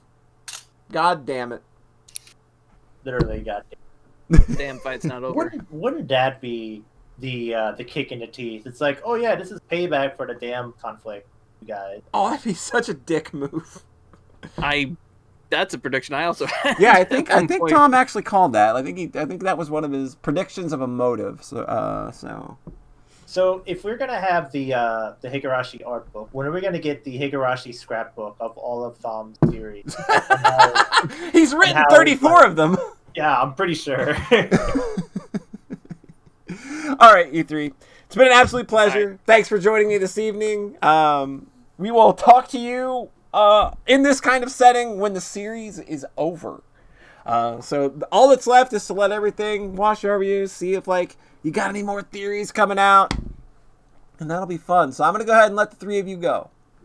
Y'all have a good one. You too. Good night. Thanks. You too. Sayonara.